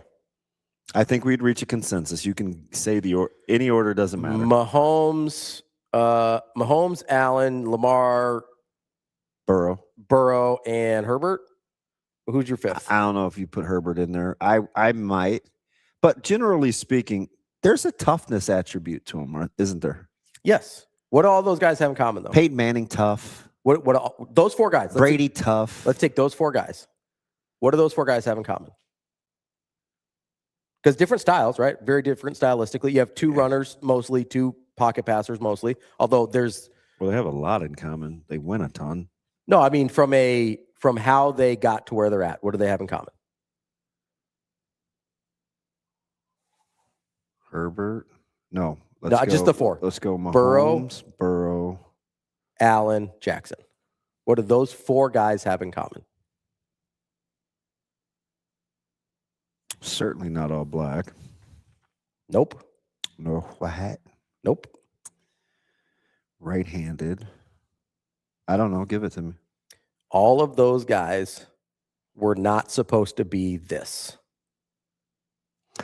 Oh, yeah. Patrick Mahomes, 3-star, going to Texas Tech. Joe Burrow couldn't get on the field at Ohio State. Was told no at Nebraska, goes to LSU. Lamar Jackson. Is he going to play wide receiver? Is he going to play running back? Josh Allen. The famous fights at Pro Day. 0 offers, 0 stars, JUCO, Wyoming. None of those guys were supposed to be that guy. Interesting. There is an inherent, however you feel about any of those guys, when no one believes in the thing that you ended up becoming, there is an inherent toughness there because you had to go through it to get there. So there is a chance for me.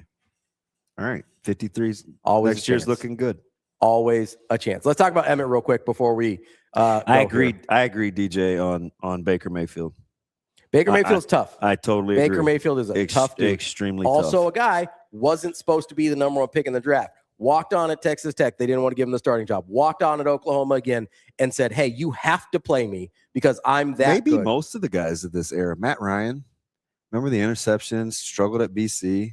Look at all the guys that we think are good quarterbacks. I would guess higher than 90% of them were not supposed to be the guy that they ended up being. That might be the only common denominator. The anti-Tua.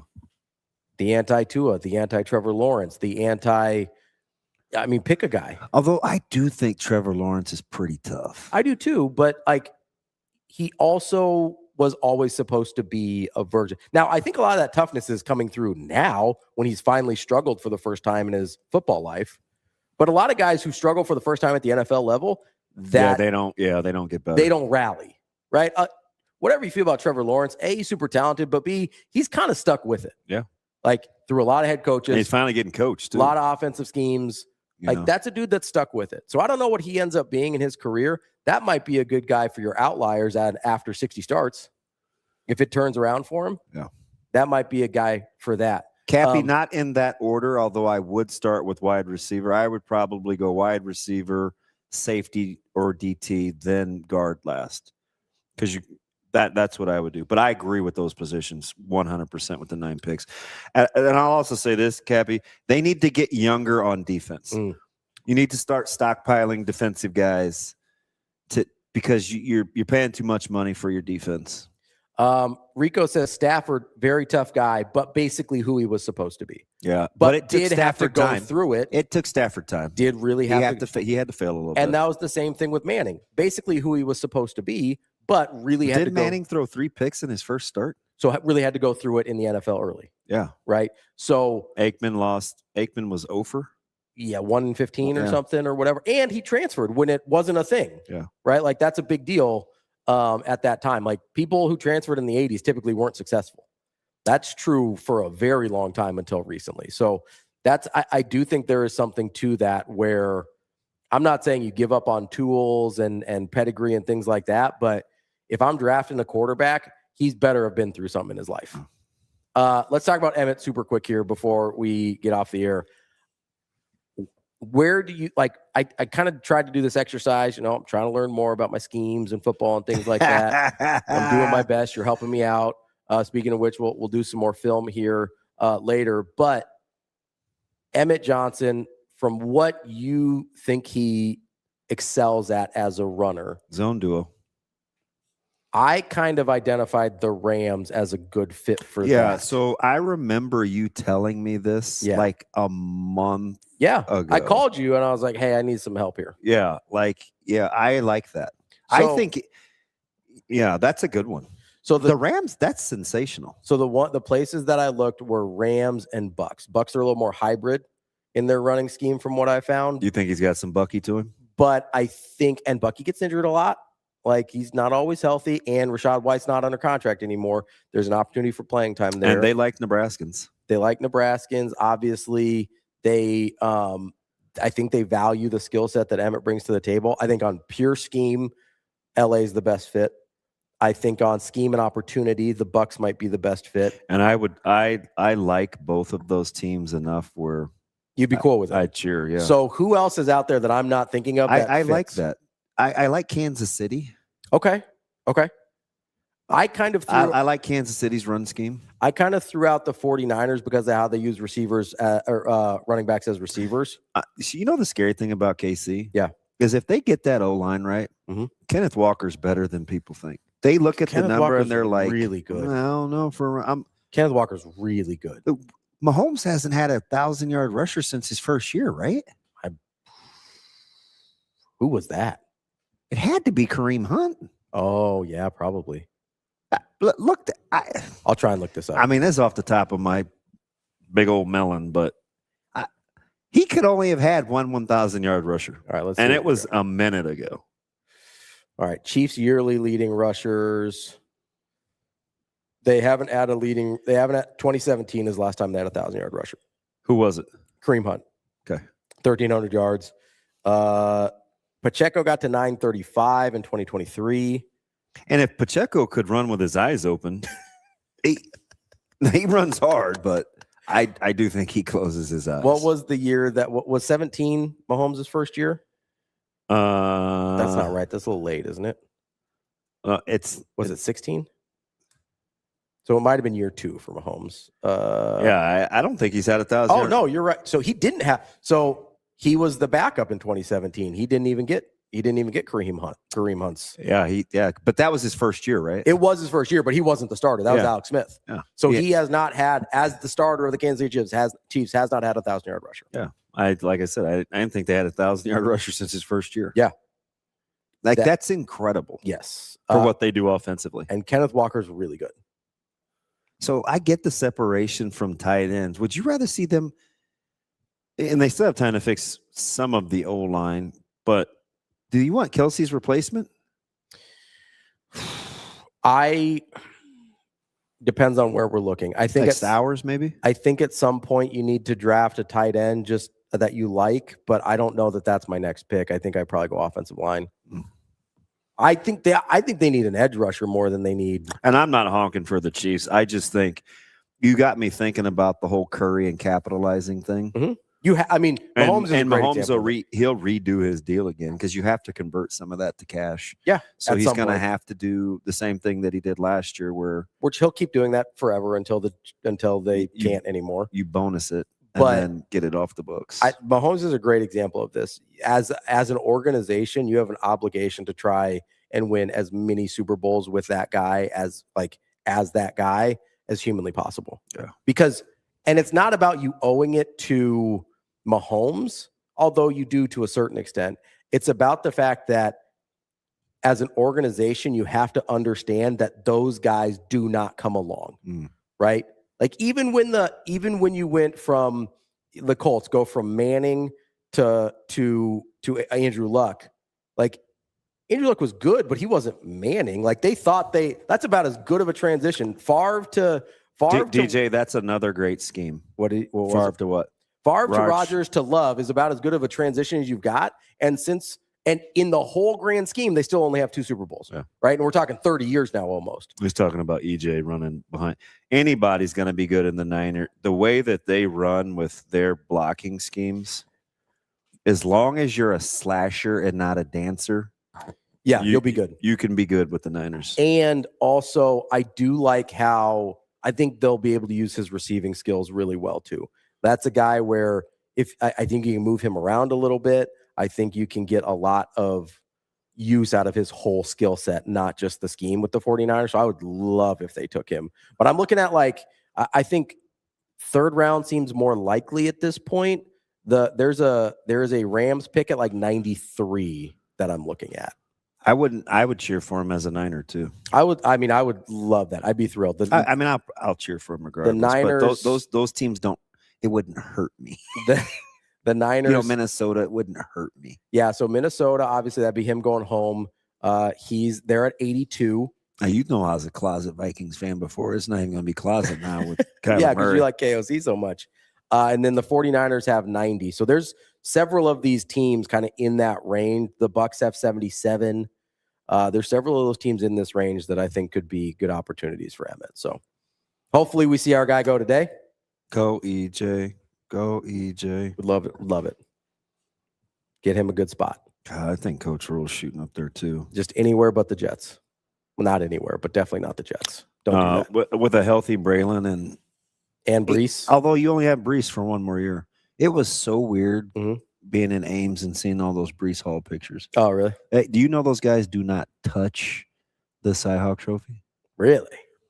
Number one, they say because it doesn't have anything to do with them. They didn't earn it yet. Because it's new style. Yeah. But that thing is sacred up there. Interesting. It just made me think of it just because of that's right. That's almost right where Brees Hall's picture was. Yeah. I was like, hey, it's an Omaha guy. Like, what? I was like, long story, never mind.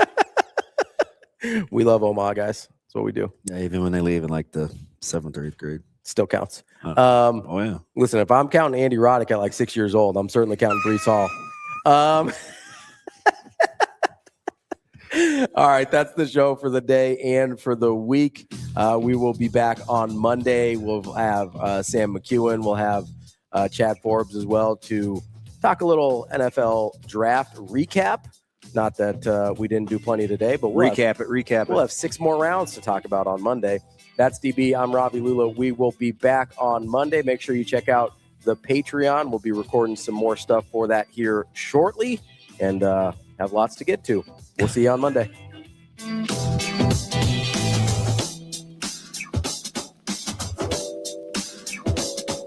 It's the declaration of deals at Edwards Jeep Council Bluffs and Village Point. Lease the 2025 Jeep Grand Cherokee Laredo 4x4, 0 down, starting at just $349 a month for returning lessees. Shift into spring with deals this good only at Edwards Jeep Council Bluffs and Village Point, or at least the 2026 Jeep Compass Limited. 0 down, starting at just $299 a month for returning lessees. Don't wait. Declaration of deals won't last. Get to Edwards Jeep Council Bluffs and Village Point.